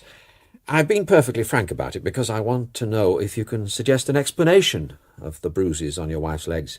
An explanation, that is, other than the sinister but obvious one. Well, hundreds of things can cause bruising. Symmetrical bruising? 5 each side, and spaced so? Yes, but you don't know. I mean, nobody can say for certain, just looking at marks. I'm sorry, sir, but I think you can take it from me that these particular marks can be interpreted in only one way. Does he have to write all of this down? I'm afraid the sergeant does, sir. A cigarette? It's got a bit crumpled in the packet, I'm afraid. I can't think where No, thank you. I should like you to tell me now everything you did last night. From tea time, say, until you arrived at your office this morning. Take your time, sir. I'd prefer you to be fairly precise. Well, this is going to sound a bit unlikely. What I mean to say is, if it's alibis you're thinking about, I suppose I just haven't got one. You mustn't worry about what you suppose I'm wanting you to say, Mr. Palgrove, so long as it's true. What I'm able to make of it is my problem. Yes, well, I had made arrangements to go to Leicester, actually, seeing about some machinery. Yes, sir? I was hoping to stay over with an old friend of mine, Wilcox he's called, on the board of Hardy Livingstone. Anyway, I left here around 6. By car? In the AM, yes. I thought we were talking about the evening, sir. Oh, that's right. Oh, I can get you. AM, Aston Martin. Oh, I see. As I was saying, I left here around 6. I'd had a spot to eat with my wife, not much, not a tea man, and told her where I was going, of course, and that I'd be back sometime in the morning. Would you say it was usual or unusual for you to spend a night away from home? I don't know. Unusual, I suppose, really. But I have to occasionally. Henny didn't mind. She's lots of interests of her own. Anyway, to cut a long story short, there was I, halfway to Leicester, when I thought I heard one of the tappets knocking. Well, I was a bit put out because the boss had only been in for a service yesterday, and Henderson's are generally pretty efficient. So what I did was to pull into the next lay-by and have a proper listen under the lid.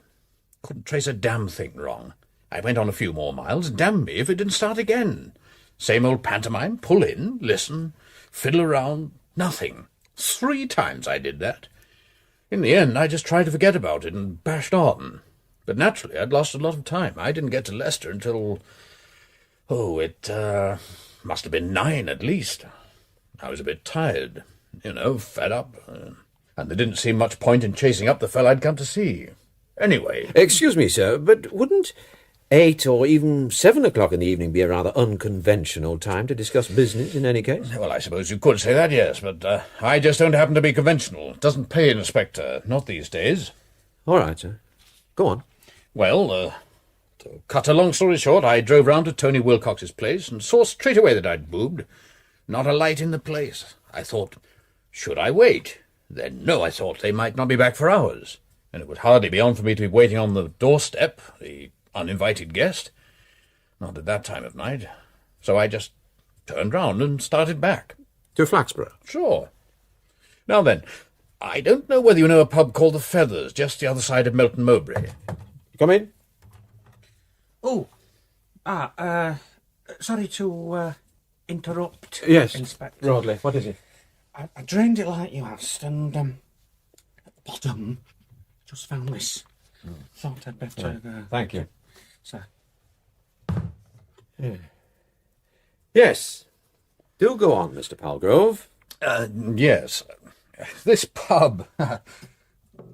It wasn't The Feathers, actually. I must have been mixing it up with another one.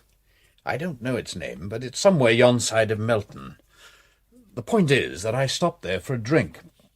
It was nice and comfortable, so I had another one. I was tired, and of course I'd had nothing to eat. Anyway, to cut a long story short, I'd drunk 4, maybe 5 whiskies by the time I left. And as soon as I started to drive again, I knew I was going to feel woozy, so I did the sensible thing and pulled off the road there and then. I went bang off to sleep, didn't wake up until 9 o'clock this morning. 9 o'clock. Have you got that, Sid? Yes, sir. Well, sounds silly, but there you are. When you left your wife yesterday evening, she was quite normal, was she? In good health, I mean? Not upset in any way? Oh, yes, perfectly. Was she expecting a visitor, do you know? I don't think so. No one in particular. I told you, though, various people did call. People mixed up with this social work of hers. It would be helpful if you could tell us who these people were, sir. Well, I'll try. But I didn't take all that interest, actually. Some of them I know. Mrs. Arnold from down the road, she's one of the dog ones. Then this woman from that Red Cross place, Miss Ironside. Oh, and a school teacher called, No, wait a minute, he's not. He's something to do with insurance, I think. Can't remember his name. Then the vicar, of course, Mr. Haynes. I've seen a couple of others occasionally, but I've no idea who they are. No one else you can think of, sir? No. I mean, they weren't people I had anything to do with myself. Alas, don't know why they make cigarette packets so flimsy. These are all bent, and I can't think where Is this cigarette case what you're looking for, sir? Oh, hello? Where did that turn up? Here you are. Well, thanks anyway. It's only plated, actually. 18 quid all the same. Will you have one now, Inspector? What the hell? The water hasn't done them much good, has it? I don't get it. That is your case, sir? Well, of course it is. The officers found it a short while ago. At the bottom of your garden well, Mr. Palgrove. Where your wife was drowned. Hey, now hold on a minute. Yes, sir? Now, look, I can see what you're bloody well getting at, but you're quite wrong. Well, how the hell could I have anything to do with what happened to Henny when I wasn't anywhere near the place? I know nothing about it at all. Absolutely nothing. Can you suggest how that case came to be in the water, sir? Well, of course I can't. Beneath the body of your wife? No. When was it last in your possession? Yesterday, I should think. Yes, I had it at tea time. I must have left it around in this room somewhere. Did your wife smoke? Oh, good Lord, no. So it's not likely that she had the case with her when she went out to the well? Well, you don't know that. She could easily have picked it up. I mean, she was always tidying things up. For that matter, she could have chucked it into the water herself. I wouldn't put it past her. That does rather sound as if you and Mrs. Palgrove didn't always get on very well. I hadn't realised. I'm sorry. Oh, good heavens. All married couples disagree occasionally. True, sir, but they don't all throw away valuable cigarette cases to spite one another. Now, look, Inspector, if you think you can goad me into... Perish the thought, Mr. Palgrove. Yes. Well, don't be so damn provocative.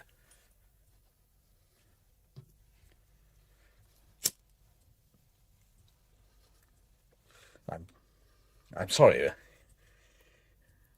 but this has been one hell of a shock. I suppose I'm a bit knocked up. No, the fact is that Henny and I got along as well as most. Not around each other's necks all the time, but so what? I certainly wouldn't have done her any harm. Mr. Palgrove, was your wife a wildly imaginative woman? Well, I wouldn't have said so. She was a bit gone on animals. But look, we went into all of that when you were here before. That's right, we did. But if I may say so, you're not in quite the same mood as you were then. That's perfectly natural. First reaction to shock can often take a form that people might mistake for flippancy. Did you think I was being flippant? No, sir. I think brittle would be a better word.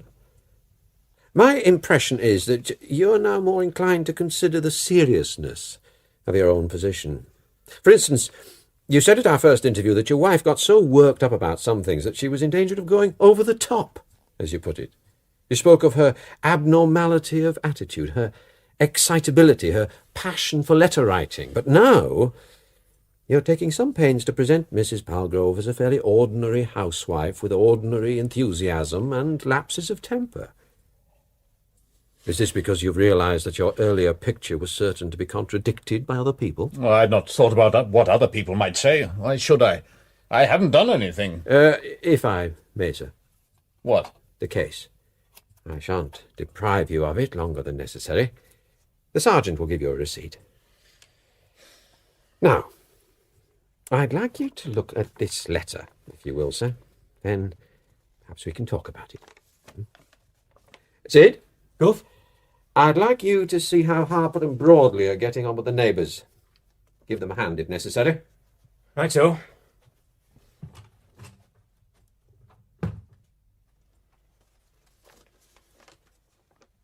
Well, sir. Well, what am I supposed to make of this? We believe that it was written by your wife.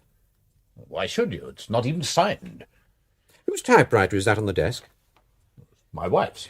Well, it was certainly typed on that machine. It seems reasonable to assume that it was she who typed it. All right. You tell me what it means. It's just a string of rubbish as far as I'm concerned, just rubbish. Oh, come, sir. The implication is plain enough. I'm not saying that I believe it or disbelieve it, but you mustn't pretend that you can't understand what she's getting at. Oh, it's bloody rubbish, man. I'm not going to waste my time discussing it. I can see you're upset just now, sir.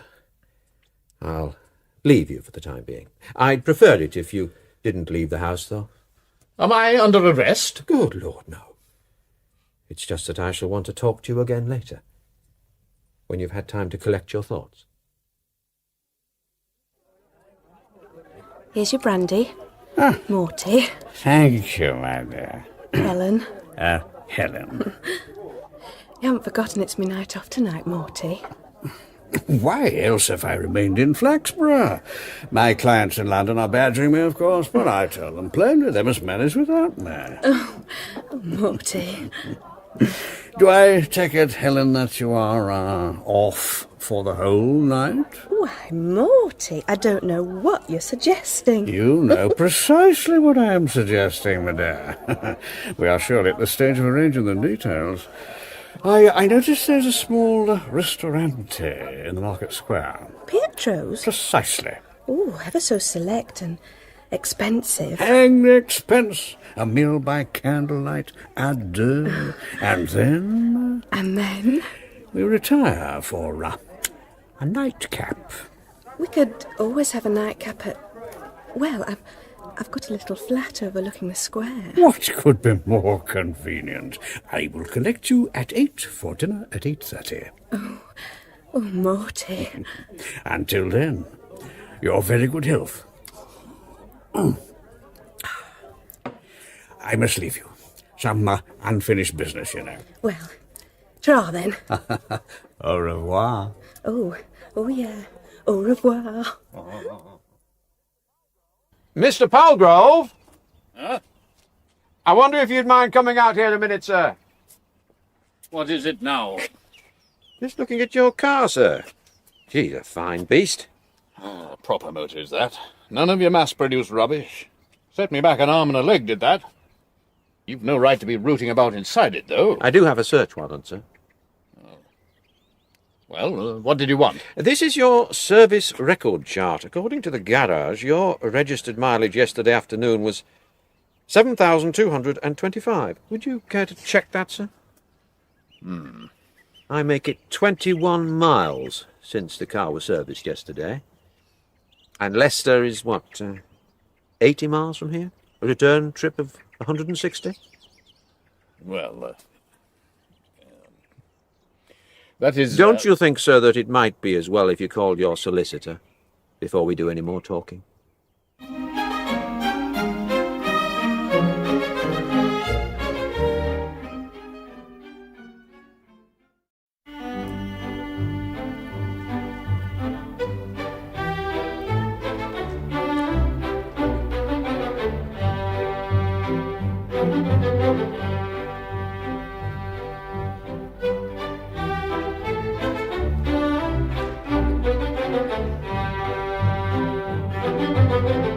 What is it now? Who's next? What are we doing anyway? It's the inquest, sir.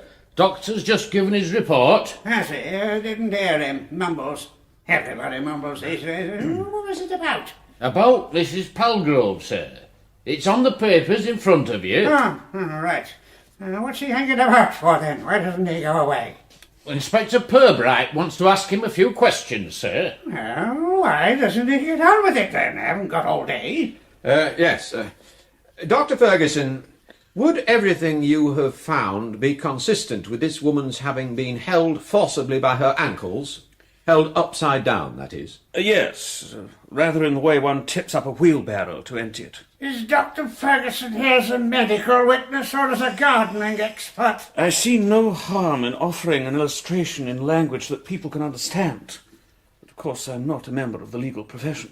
Thank you, Doctor. The doctor's fee, sir? Money for old rope. I should have been a doctor instead of a coroner here. Well, what now? Now you adjourn, sir. Here, I've written it down for you. I now adjourn this inquiry sine die to enable the police to make further investigations. Come along now, sir. I'll get you home. You said you wanted some sausages on the way back, sir. I'll stop at Spain's if you'll come along with me now. What?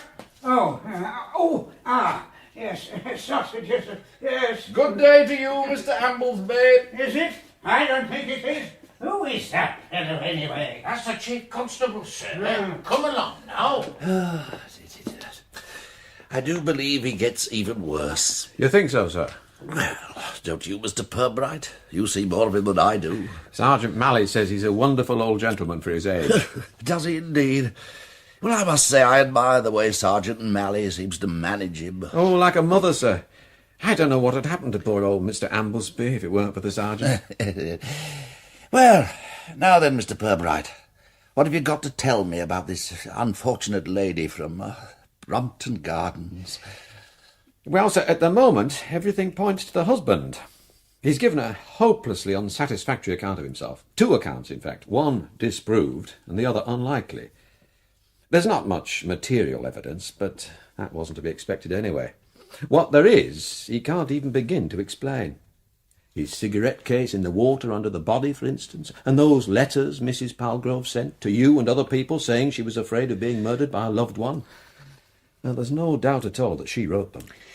Where does he say he was at the time when his wife was drowned?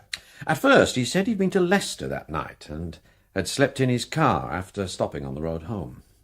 Unluckily for him, the car had just been serviced, and the mileage record on the service log made nonsense of his story. He didn't even try to bluster it out. He changed it altogether. Well, do you believe the second story? I accept it, because it cannot be disproved, sir. Not on what evidence we have. And if he's still lying, the odd thing about this second tale is that it does him no good at all. I don't follow you. Well, the Palgroves bought themselves a cottage a couple of years ago, you see, sir. It's a few miles along the Brockleston Road at Hambourne Dyke. What Palgrove now says is that he stayed in that cottage during the whole of the night of his wife's death. And what reason did he give for that? He said he needed to be on his own occasionally. Well, it does sound reasonable, you know, Mr. Purbright. I mean, I am devoted to my own wife. But there are times when the world is... On the face of it, yes. So why the tale about going to Leicester? Which, incidentally, he'd told in advance to his secretary at the factory. Oh, well, I think that's easily enough explained. It was the excuse he'd prepared for his wife. No woman likes to think her husband is spending a night away from home simply because he wants a rest from her. Oh, I see, sir. I'm afraid that wouldn't have occurred to me. Yes. Well... there is something else I want to mention. The suggestion is strong that Palgrove has for some time been having an affair with a married woman. Oh, gracious. This would be a much more cogent reason for his going to the cottage than a sudden desire for solitude. He doesn't strike me as the contemplative type. Do you know who the woman is? Not yet, sir, but I expect to shortly. Sergeant Love is very resourceful in these matters. I suppose you can't afford to be over-squeamish in a case like this. No, sir, you can't. It seems such a pity that these people spoil things for themselves, and for others too, of course. What do you propose to ask the lady when you find her, or when Sergeant Love finds her, rather? The situation will be somewhat delicate. Oh, it will indeed. No, sir, I didn't mean in a moral sense. Delicate in a criminal sense. You see, Palgrove may be denying the existence of a mistress, as he persisted in doing yesterday, by the way, not because he simply wants to protect her reputation, but because she was an accomplice in the murder of his wife. Oh, my goodness. Oh, gracious me. Yes, indeed, sir. You remember, of course, what Mrs. Palgrove wrote in her letter? Yes.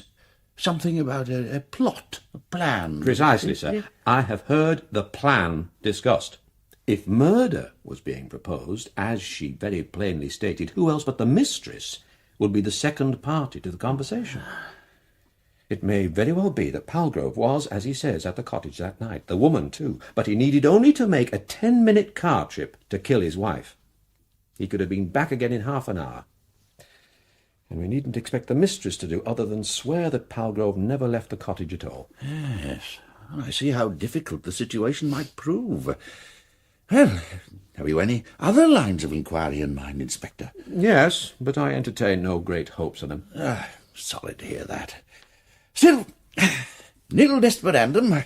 I'm sure that something will emerge sooner or later to repay all your trouble. There was one thing Palgrove said that I'm inclined to believe. Yeah? He claimed that somebody had been following him about a good deal lately, a stranger.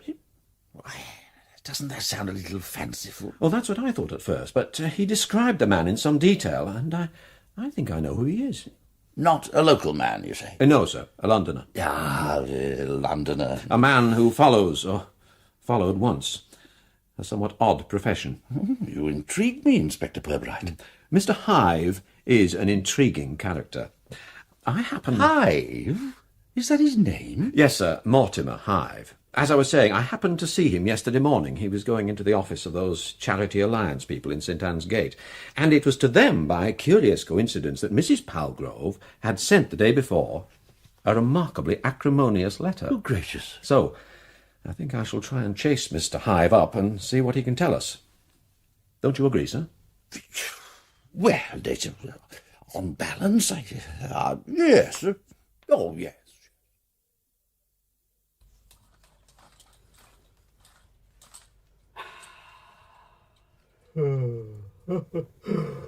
Another lovely morning. Morty, Hmm? come back to bed. Oh, in a moment, dear heart.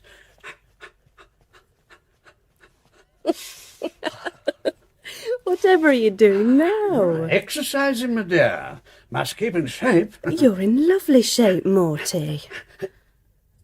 Oh. For a man of your age. Ah. Morty, My love? these women with titles you were telling me about, did they wear nighties or pyjamas? I think you may take it that night dresses are favoured by the aristocracy, as a rule.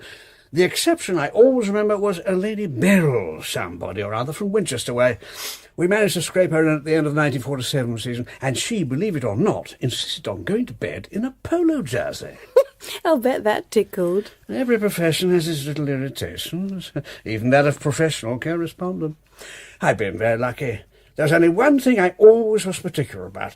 I wouldn't take a client while she had a cold. Oh, what, like dentists won't? It may sound rather trivial prejudice, but I think I owe my very good health to it. Jewels, did they wear lots of jewels, Morty? I have awakened in the night, dear girl, with enough emeralds up my nose to pay the entire hotel staff double wages for a year. Oh, Oh, you're very dashing, Morty. Oh, Very, what's the word? Debonair? I bet you're a wonderful private detective. Oh, I do my best. This case of yours, is it to do with that woman who was murdered in Brompton Gardens? That one that was drowned in a well? I had no idea that any woman had been drowned in a well. I'm very sorry to hear it. Yet even if it had, professional etiquette forbids me to discuss my cases with anyone, even my very dearest. Oh, I wish you didn't have to go back to London, Morty. Duty calls, dear Helen. Oh, Morty. Do come back to bed. I'm feeling ever so lonely. Oh, come back now before you tire yourself out. Coming, my love.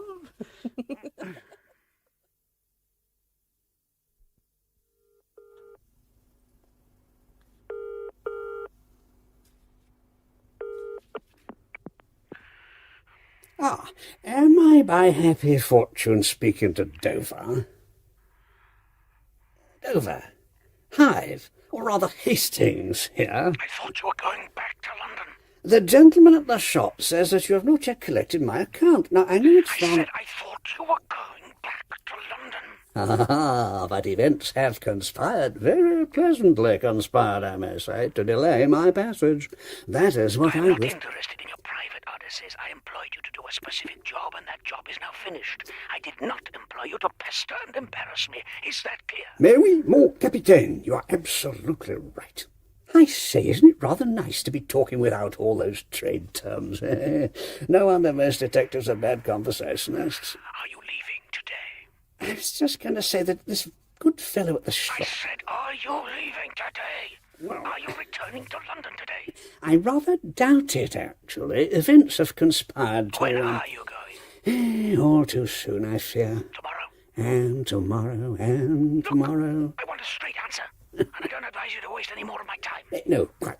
How can I best reply to your esteemed inquiry? Perhaps I should say that I have acquired commitments. Non-professional, let it be understood, amigo mio, and in no sense undesirable. But as I say, this good fellow at the shop tells me that my account, plainly wrapped, ça va sans dire, is uncollected, therefore undischarged. I do not complain, rather do I respectfully petition. You catch, perhaps, my drift? You want your money at once, on the nail, like a cat's meat man or something. Cat's meat, no, afraid that illusion defeats me. Sauce for ganders, I would have thought was the commodity in question. £12, on account. I can leave £12 for you at the shop at about 4:15, not before. Guineas? Oh, very well. Guineas. That would be a most welcome accommodation, it really would. In return, I want a definite undertaking from you. Yours ever to serve, mon général. I shall leave you that money on the condition that you get out of Flaxborough tomorrow. The rest I'll post on to you, but you are to be away from this town tomorrow. Is that clearly understood?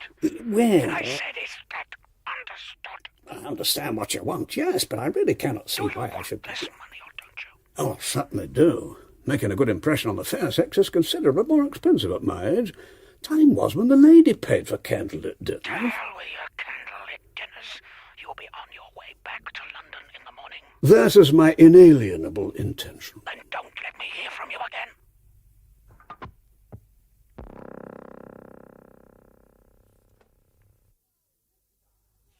Miss Teatime! Why, Inspector, how very nice to see you. I'm told you're liable to be swooped upon by some committee or other. I am indeed. But who told you that? I called at your office at the Charities Alliance, the lady there. Ah, yes, that would be Miss Joyner, I expect. Built like a beanpole, rimless spectacles and a hat like a field helmet. A very fair description. She told me that it was your day on at the hall here, and that I should hie me hither in great haste if I wished a word with you before the Hobbies and Needlework Subcommittee descended upon you. Very baroque turn of phrase, Miss Joyner, but accurate. So, I'll be very policeman-like and come straight to the point. By all means. You don't mind if I sew Teddy's ear on while we talk? I beg your pardon? Teddy's ear. This bear, as you can see, he's earless. Oh, not at all. Now, perhaps you've heard already of the death of Mrs. Henrietta Palgrove. She was drowned the night before last in an ornamental well in the garden of her home. I did know, yes, a shocking affair. It's been quite widely discussed, of course. I imagine so. She'd be well known among social workers, committee members, people like that? Oh, certainly.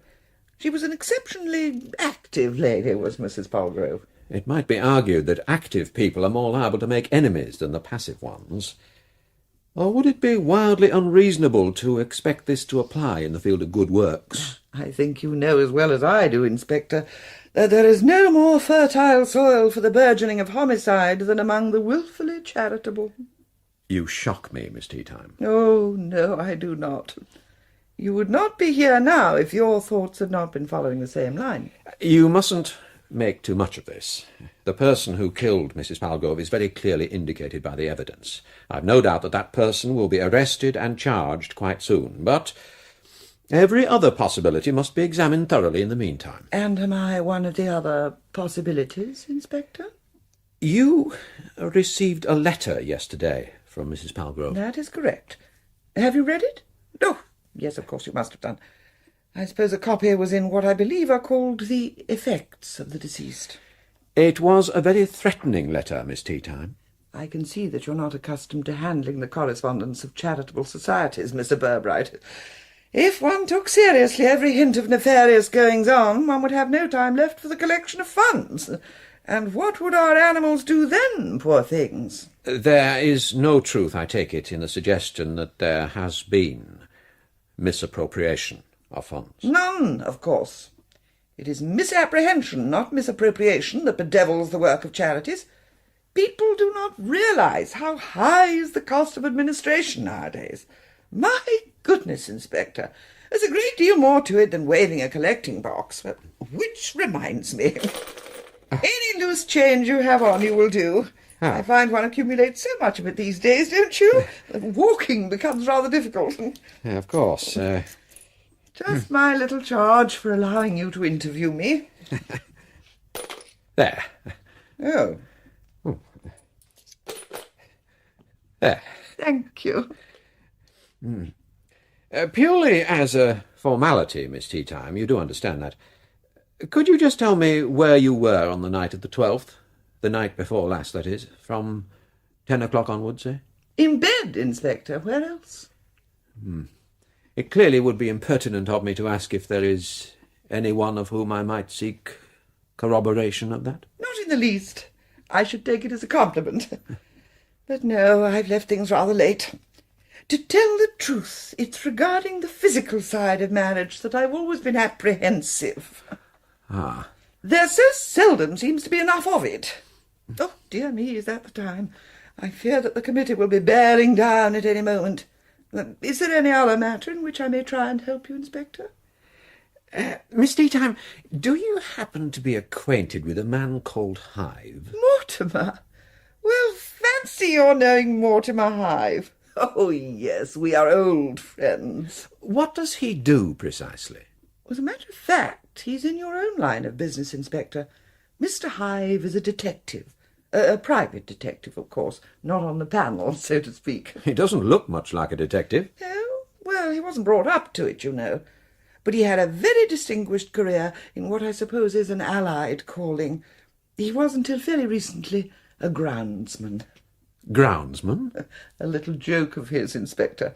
Mr. Hive was a professional correspondent. He provided grounds for divorce, you know. Ah.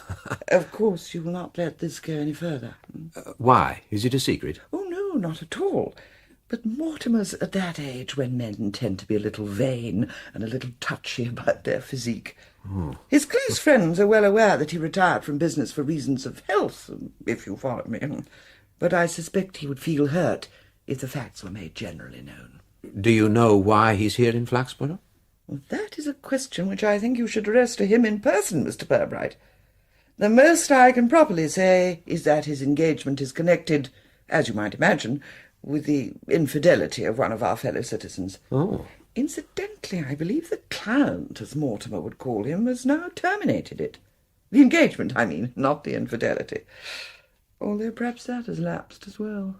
Can you suggest why Mr. Hive has been keeping the husband of Mrs. Palgrove under observation? Now, Inspector? Not even in the strictest confidence? I really cannot tell you anything more. Tell me, Collecting box. What are the objects of the New World Pony Rescue campaign? Ah, well, perhaps I might describe them as almost missionary in character. Animal aid work is something that knows no frontiers. And, as you will know, in America, the horse is man's helpmate on a far greater scale than in a little highly mechanized country like England. Really? Oh, yes. Have you not visited America, Mr. Purbright? I'm afraid not. Ah, then you will not be familiar with the plight of our equine friends in such cities as San Francisco. The tram cars, you know, and those cruelly steep hills. But surely there are cable cars in San Francisco. And what, pray, did you suppose was down there under the road pulling the cable inspector? Oh, yes, there is much yet to be put right by the NWPRC. It is a registered charity, I suppose. I wonder if you'd mind showing me. Here come those tiresome committee people. I shall have to go and meet them. Just a moment, Miss Teatime. Your friend, Mr. Hive. You shall meet him, Inspector, this very day. Come to tea.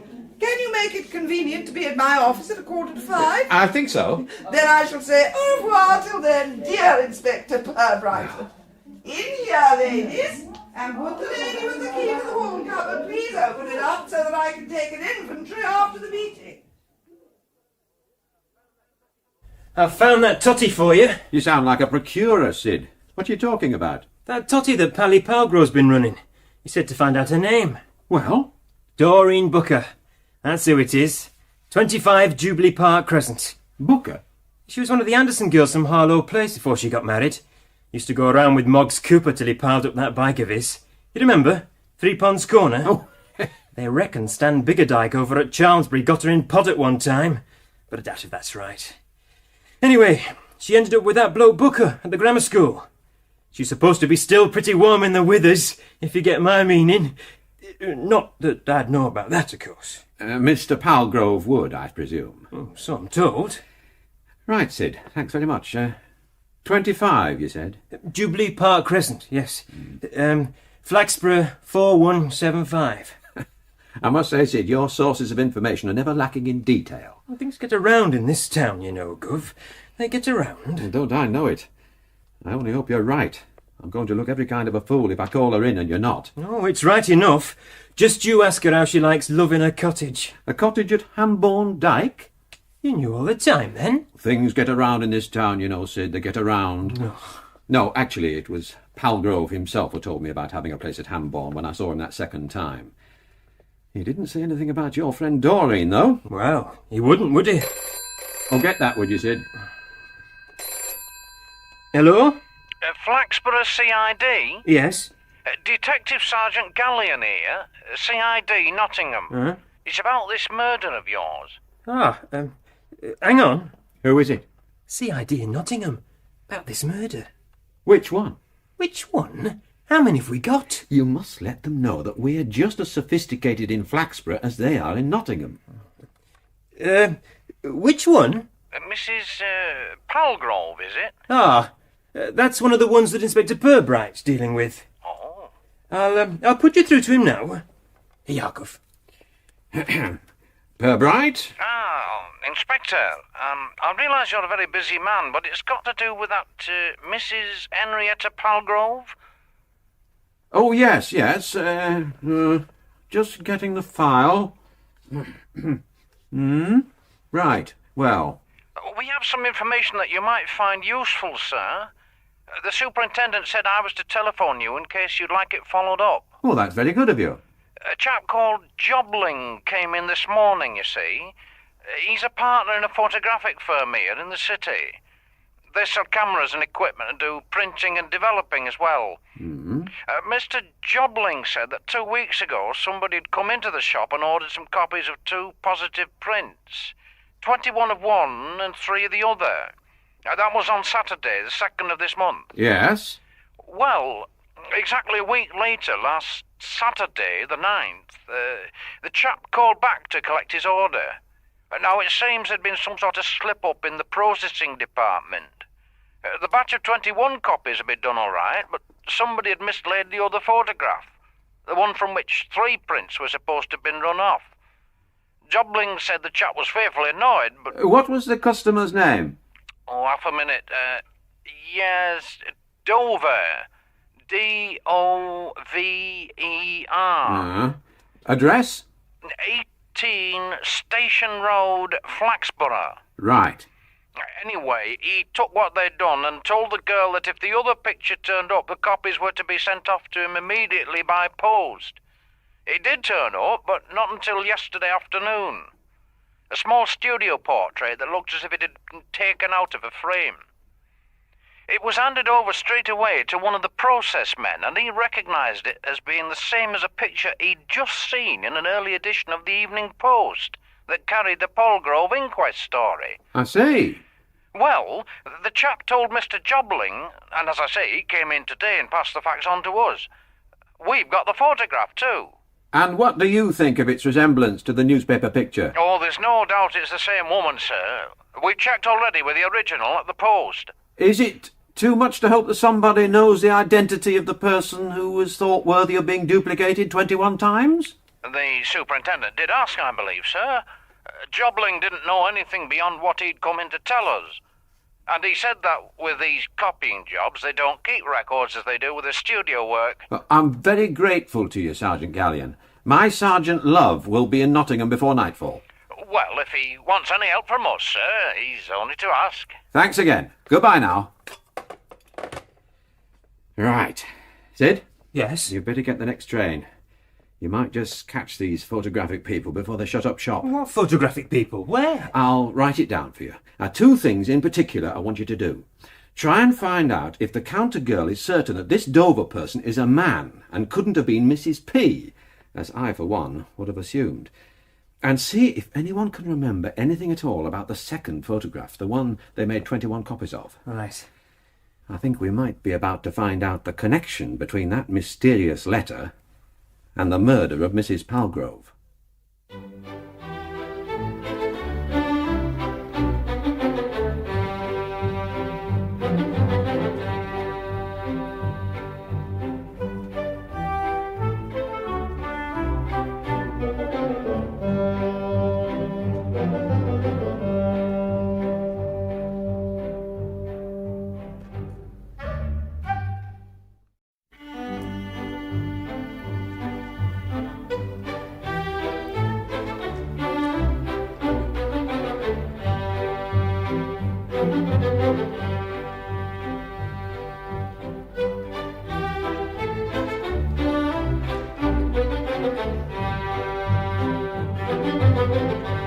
Mrs. Booker's here to see Inspector Purbright. Oh, good.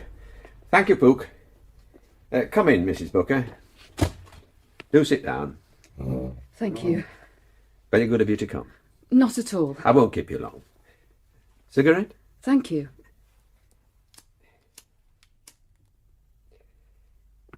I assume you've heard that Mrs. Henrietta Palgrove was found drowned in an ornamental well in the garden of her home a few days ago. Well, it was in all the papers. Exactly. I must speak to you frankly and in absolute confidence, Mrs. Booker. Yes? You know Mr. Palgrove pretty well, don't you, Mrs. Booker? Well, sort of. Yes, I suppose so. How long have you known him? Not all that long, really. About a year. But you are on close terms, intimate terms. Look, I'm sorry, but we can't talk usefully until we acknowledge this basic situation. Now, never mind that awful police court word, intimate. You're fond of each other. You like to make love together when the chance offers. That's the situation, isn't it? Well, yes. Had Mr. Palgrove told his wife that he was in love with someone else? Oh, no. I'm sure he didn't. Did you ever meet Mrs. Palgrove? Yes, once or twice. She was on some of the same committees as Kingsley. Kingsley? My husband. I met her sometimes at garden fetes and bazaars and things like that. Was Mr. Palgrove present as well? Only once, I think. Len doesn't like that sort of thing. Did you ever telephone Mr. Palgrove at his home? No, I don't think so. Not at his home. We were always very careful. You never discussed anything with Mr. Palgrove at any time when his wife might conceivably have overheard? Now think carefully, Mrs. Booker. Why are you asking me all this? Is she supposed... Did she what, Mrs. Booker? Did she kill herself? No, we don't think so. We believe she was murdered. No. Oh, God. Oh, Now, God. how do you suppose it happened, Mrs. Booker? You can have no serious doubts as to who was responsible, can you? I mean, did you know that he might do that, that he intended? No. But he met you that night, didn't he? He says he came out to the cottage. Well, I wasn't there. I should have been, but I couldn't get there. You had arranged to meet that night, though. I wasn't anywhere near on Tuesday night. I was in Nottingham, at a hotel. A friend of mine can tell you. She was with me. Brenda Foster. Ask her. 28 Queen's Road. She'll tell you. Or ask my husband. He saw me off at the station. And I've got the hotel bill. Here. Wait a minute. Might be in my bag. Oh, no. That's right. It's at home. But I'll let you see it. I'll bring it in. And I'll see Brenda. Have you told your husband? Oh, you don't have to let him know. No, please. You'll have to be prepared for his finding out. It's not altogether in my hands now. Oh, I see. Oh, are you Sergeant Love? Ah, yes. Detective Sergeant from Flaxborough? Yes. Just visiting Nottingham in the course of my investigations. Murder, you know. Oh, well, I was expecting somebody. Well, Ode. Ah, well, I don't know. Mr. Dublin said you wanted me. You must be Miss Evanson. Yes. Please sit down, Miss Evanson. Please, call me Jackie. Oh, right then. Short for Jacinda.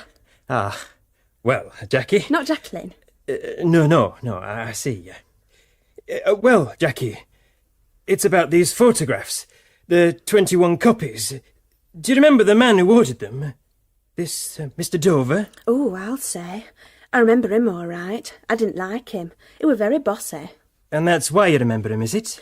Well, not only that. I remember him because of the picture partly. The picture of the lady? No, the other one.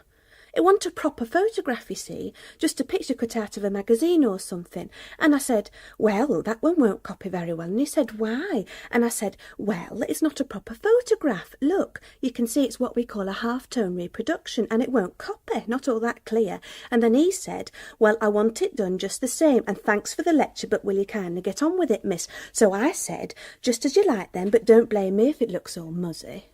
Oh, quite right. Do you think you could describe this fellow, Miss Evanson? Well, like I said, bossy and sarcastic. It was dreadfully rude the second time he came in, you know, when one of those pictures had got lost. Yes, but what did he look like? Well, nothing much to look at, really. Sort of young, middle-aged, not tall, a bit pasty-looking. Oh, and pop-eyed, I noticed that. His suit could have done with a press, too. Colour of eyes? Oh, I don't know. Sort of muddy-coloured, I think. I wasn't all that bothered. Hair? Didn't notice that either. I'm not sure that he had much. Mousy, I think. Thin and mousy. Anything else you can remember? Afraid not. Thank you very much, Jackie. You've been a great help to me in my inquiries. Oh, pleasure, I'm sure. Try. There's just one more thing, though. Yeah? This picture, the one he wanted 21 copies of, do you think you could describe the person it showed? Oh, but it wasn't a person. Wasn't a person? No, it were a dog.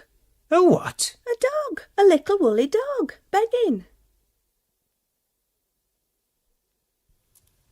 Mortimer, we've gone into this already. I've given Mr. Purbright an undertaking, and I do not care to dishonour it. You must at least see what he wants. Really, Lucy, a policeman? Mr. Purbright is not at all a policeman in our sense of the word.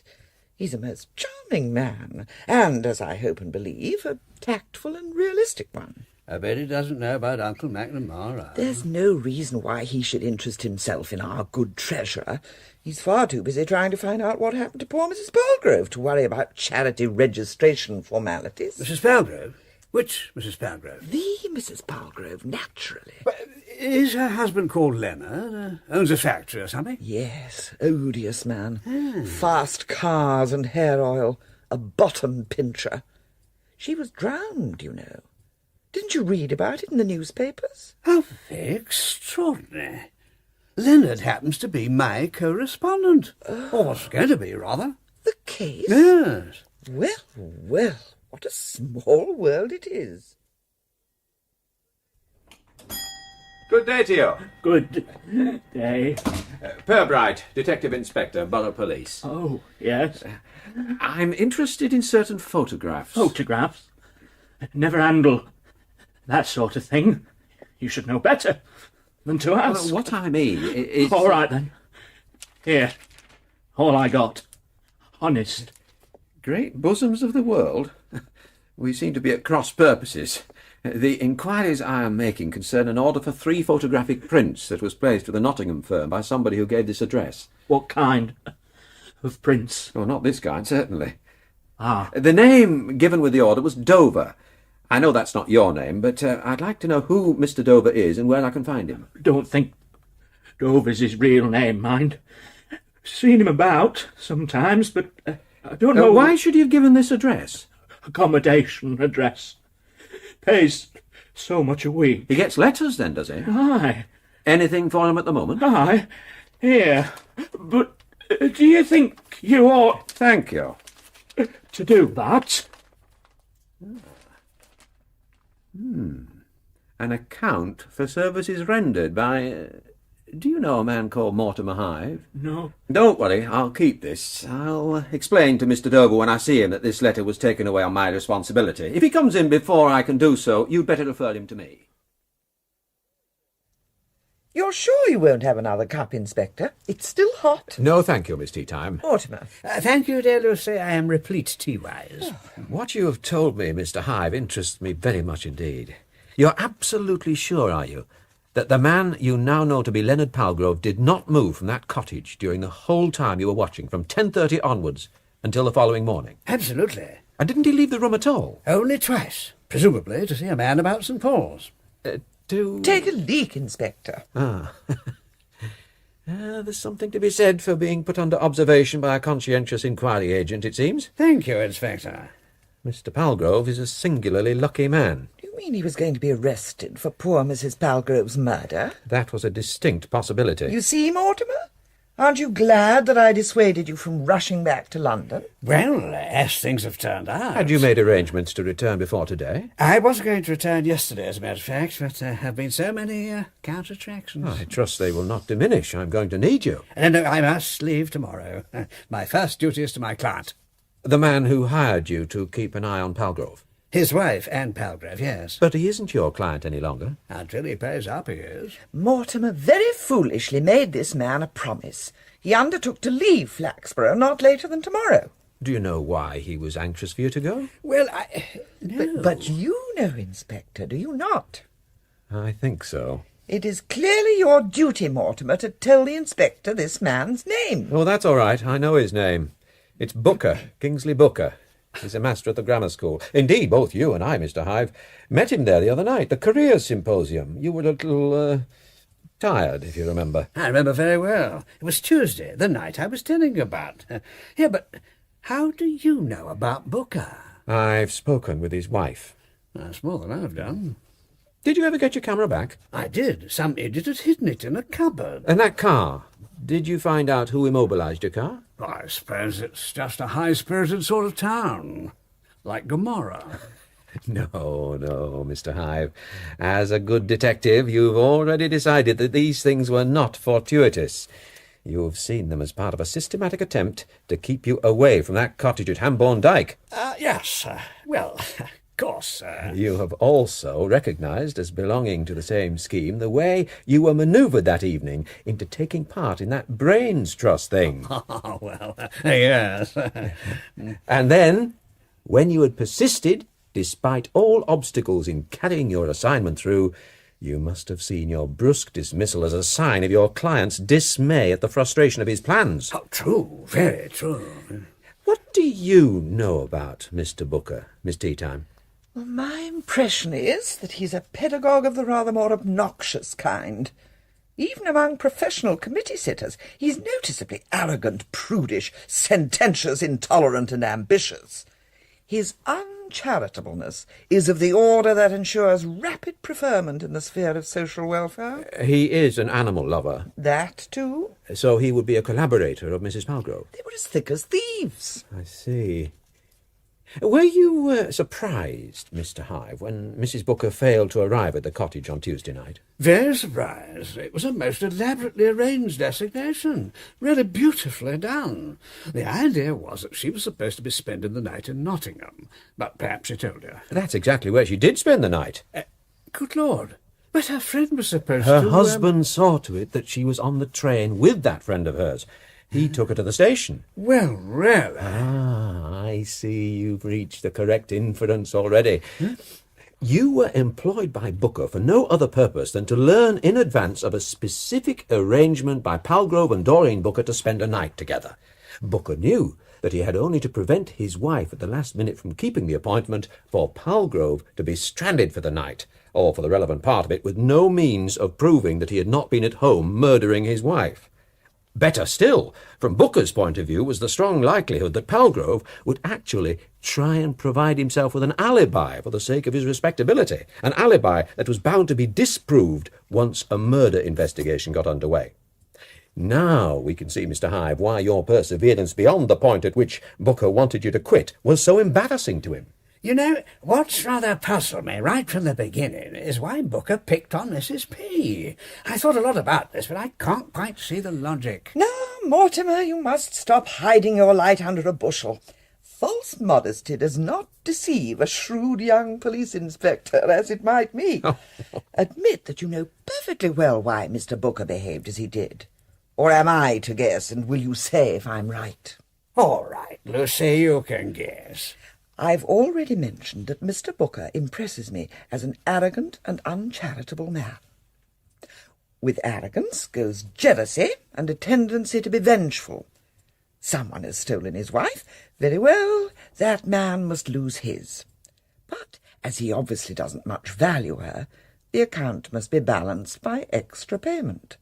What more fitting than conviction for murder, and what more convenient to arrange? The life of some perfectly innocent, if not particularly endearing woman, is an irrelevancy in the reckoning of a gentleman such as Mr. Booker. Oh, full marks, Lucy. Yes, indeed. I wonder, Miss Teatime, if you'd care to try another piece of mental divination. You do seem rather good at it. And tell me, what do you suppose was in Mrs. Palgrove's mind when she wrote this letter? Here. How on earth was she induced to write such a thing? Why, Inspector, this is a standard piece of modern public relations technique. It's a whimsical method of soliciting donations, you see. The letter purports to have been penned by a dog, in danger of being put to sleep to satisfy human convenience. A picture of the beast is appended as a rule in order to sharpen the appeal to the emotions. Sometimes there's a paw print at the bottom. Very heart-tugging, you must agree. A dog? Then that letter had nothing to do with Mrs. Palgrove's death. It was just coincidence that a number of people received it on the same day as she was killed. It's for you to decide that, Inspector. For my own part, I should be inclined to be wary of coincidences. Well, we shall probably never know for certain, but it's quite conceivable, then, that it was Booker who devised the letter and prevailed upon Mrs. Palgrove to type out copies. And these he undertook to post for her. He could have kept them until the right moment arrived, removed the attached photographs, you'll notice the pinholes, by the way, and then sent them, or some of them, to the people he thought would best serve his purpose. I think it was originally his intention to substitute for the animal photograph a print of a picture of Mrs. Palgrove herself. We know that he ordered 3 such copies from a Nottingham firm, but something went wrong and they weren't delivered in time. You're being remarkably frank with us, Inspector. What you mean is that I'm being remarkably indiscreet. You may be right. But in saying these things to Mr. Hive, I prefer to think of myself as confiding in a professional colleague. The point is that I am faced with a considerable difficulty. It is from Mr. Booker that an indiscretion is required, not from me. But how is he going to be persuaded to commit one? What evidence we have against him is in solution, so to speak. It needs one admission from him around which to crystallize.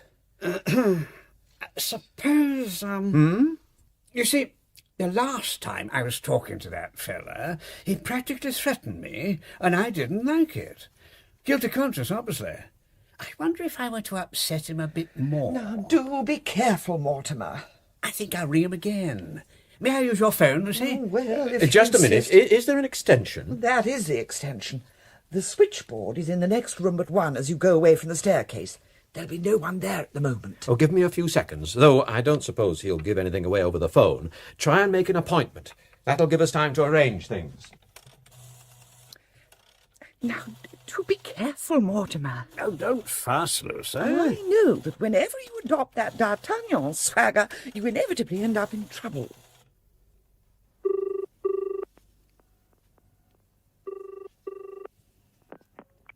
Booker here. And don't ring off. This is extremely important. Who is that? Hastings, but don't ring off. I've got something urgent to tell you. Are you listening? Dover, I said, are you listening? All right, what is it? Well, don't you know? The money, it's there. I sent a boy. I don't mean the money. I'm talking about Folkestone. I don't think I follow you. Folkestone. I know who he is. Well? He's a man called Palgrove. His wife... Now, look here, is... Hive. I'm not concerned with this business anymore. It's all forgiven and forgotten. You'll have the rest of your money just as soon as I pick up your accounts. Or tell me what it is now, if you like. But... I'll put it a check in the post tonight. Will that suit you? Well, it's 85 guineas, actually. I tell a lie, 8 or 9. There's been quite a lot of... It'll be waiting for you when you get back to London tomorrow. No, I'm not going to be paid off like a taxi driver. I consider that you owe me an explanation. Of what? Well, it's all right, then, of this wretched woman's murder. This conversation is becoming a little too foolish to be continued over the telephone. I think it'd be better if you come over here. Straight away, if you wouldn't mind. Hello? Hello? Well done, Mr. Hive. Ah, my dear Inspector, did you hear that? We are to beard him in his den. One thing must be understood. In your own interests, you must avoid provoking the man too rashly. I shall keep as close to you as I can without arousing his suspicion. If he incriminates himself in my hearing, well and good. But for heaven's sake, don't drive him into making an attack on you or anything like that. My dear chap, this is no time for boasting, but if you think I have never faced danger, you're sadly mistaken. I have collected my fair share of honourable scars, as Lucy here will tell you. I will tell the Inspector nothing of the sort, Mortimer. Neither bedroom nor barroom wounds qualify for medals in this country, and even those have long since healed in your case. It's only your juvenile exuberance that is undiminished, and I'm afraid it'll get you into trouble. Heavens above, woman! Would you have me grow old? I'm a soldier of fortune, and justice is my new captain. Off we go, Inspector. Bye-bye, Lucy. Wish me well. In a pig's eye, I will. If I let you out on your own, you'll be trying all sorts of Rupert of Hentzau nonsense. I'm coming with you. Forward! Can you still see him, Inspector? Yes, just. It's difficult with the sun reflecting off those glass doors, but I can just make him out. He's still pacing about in the entrance hall. Oh, I really should have thought to bring my binoculars. My eyesight simply doesn't stretch beyond 100 yards these days. Ah! Yes, what is it? He's talking to a boy, asking him if he can find Booker, I imagine. The boy's nodding. He's going off into the school. Mortimer hasn't followed, has he? We simply mustn't let him out of our sight, Inspector. He's no match at all for that homicidal fart, Booker. Don't worry, I don't intend... Ah! What now? The boy's returned. He's speaking to Mr. Hive and pointing. He's giving him directions. Yes, Hive's going through the inner doors into the school. Oh, no. Oh, he's bumped into the headmaster coming the other way. He's passed him. He's gone. Oh, yes. Come on. Yes, quickly. We must follow. Mortimer is bound to get into difficulties. Ah, Inspector Purbright, this is a most fortuitous meeting. Mr. Clay. I was about to telephone you to inquire if you would be good enough to attend the next meeting of our little debating society. Mr. Clay, a man just went past you. You know him, Mr. Hive. Ah, yes, I thought it was he. Can't think what he wants here. However, about the debating society. Mr. Booker, where's Mr. Booker? Well, with his class, of course. Now, the motion to be debated is that the laws of Great Britain have been framed for the protection of property rather than that of the individual. Mr. Clay! Proposition, I grant you. Will you shut up? I beg your You pardon. may take your debating society and stuff it where it will keep you warmest. Really, madam, I... Kindly stop gurgling like an emptying sink and tell us which class Mr. Booker is taking and where they are. Oh, really, madam. Inspector. Where are they? It's most urgent, Mr. Clay. Well, what day is it? Thursday. Thursday, just after 3:30 p.m. Yes. Let me think now. Yes, swimming. Swimming, they're getting ready for the pool. Mr. Booker should be in there already. The swimming pool? Where is it? Which way? Why, I must say that... Where is it, man? Tell me or I'll choke the life out of you. Straight through the hall and Come turn on, back. do hurry, Inspector. I say! You boys! Me? Both of you! The swimming pool! Where is it? Through them doors. Right! Locked! Break them down! Break them down! Inspector, I really must... Quick, lads! Get one of those benches between you. You'll have to break the doors down. You what? Oh, don't stand there like a pair of constipated kippers! Do as he says! Break them down! At once! Yes, miss. Right-o, miss. Inspector, stop this! Who is this lady? Madam, I demand to know what you're doing on my premises! Now, do you know what a battering ram is? Battering ram? Wow. Well... Do you? Not half. Well, come on then, with me. Smash the doors down. Stop that! Stop that at once! Shut up! 1, 2, 3. Have you gone mad, Inspector? And again. 1, 2, 3. What on earth? Boys, stop that at once! The inspector told us to, sir. He's helping us. Got to do what the inspector says, sir. It's going. And again. 1, 2, 3. Look! There's somebody in the water! Mortimer! What's old Booker doing? All right, Booker, let him go. What is happening? You boys round the pool that way. I'll stop him this side. If he tries to run for it, stop him. Stop him? Hit him. Hit Mr. Booker. As hard as you can. Kick the bastard in the ghoulies! That'll stop him! Mortimer!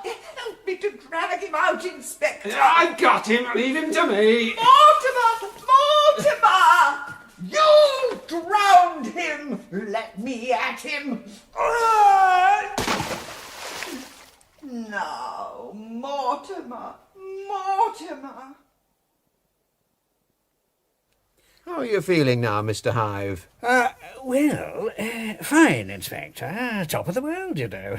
Bit sick from all that chlorine, but... Here now, Mortimer. Drink this at once. Every drop now. What is it? Hot beef tea. Beef tea? It was all that Matron had in stock. But don't worry, I found a quarter bottle of brandy that poxpit of a headmaster had hidden in his desk and tipped that in. You interest me strangely. And keep that blanket round you. You're still shivering. Oh, do stop fussing, Lucy. I'm perfectly all right. It's lucky for you that Miss Teatime is so expert in administering the kiss of life. I really thought you were a goner then. I never cease to be amazed at the diversity of your skills, Miss Teatime. One picks up all kinds of handy little knacks as one journeys through life. You must have had a very full and interesting life. Indeed I have, Inspector, and I intend to enjoy more of the same. But whether you will or not, Mortimer, will depend upon your keeping out of bravura scrapes of this sort in the future. Oh, we got him there, Lucy. We got him. Correction. He got you. Do you suppose I might get some sort of award for gallantry? Always impresses the ladies, that sort of thing. If he had held you underwater for another 30 seconds, any such award would have been posthumous. But I was the bait, you see, Lucy, to catch the bounder. There's only one thing worrying me. And what's that, Mr. Hive? Well, now that the bounder's under lock and key, and as I was instrumental in putting him there, I don't suppose he'd be too keen on settling his bill. And I was rather relying on that money to take a certain young lady away for a weekend at that perfectly delightful resort along the coast, Brockleston-on-Sea. I don't suppose police funds could help me out in the circumstances, Inspector, as I find myself temporarily strapped for the Reddies, and... I'll see what I can do, Mr. Hive, in the circumstances. And then again, I shall have to replace this suit, of course. I mean, a fella can't escort a cher ami into a 5-star hotel looking as if he's sleeping rough, can he? Oh, Mortimer. I mean, far be it from me to ask for, charity?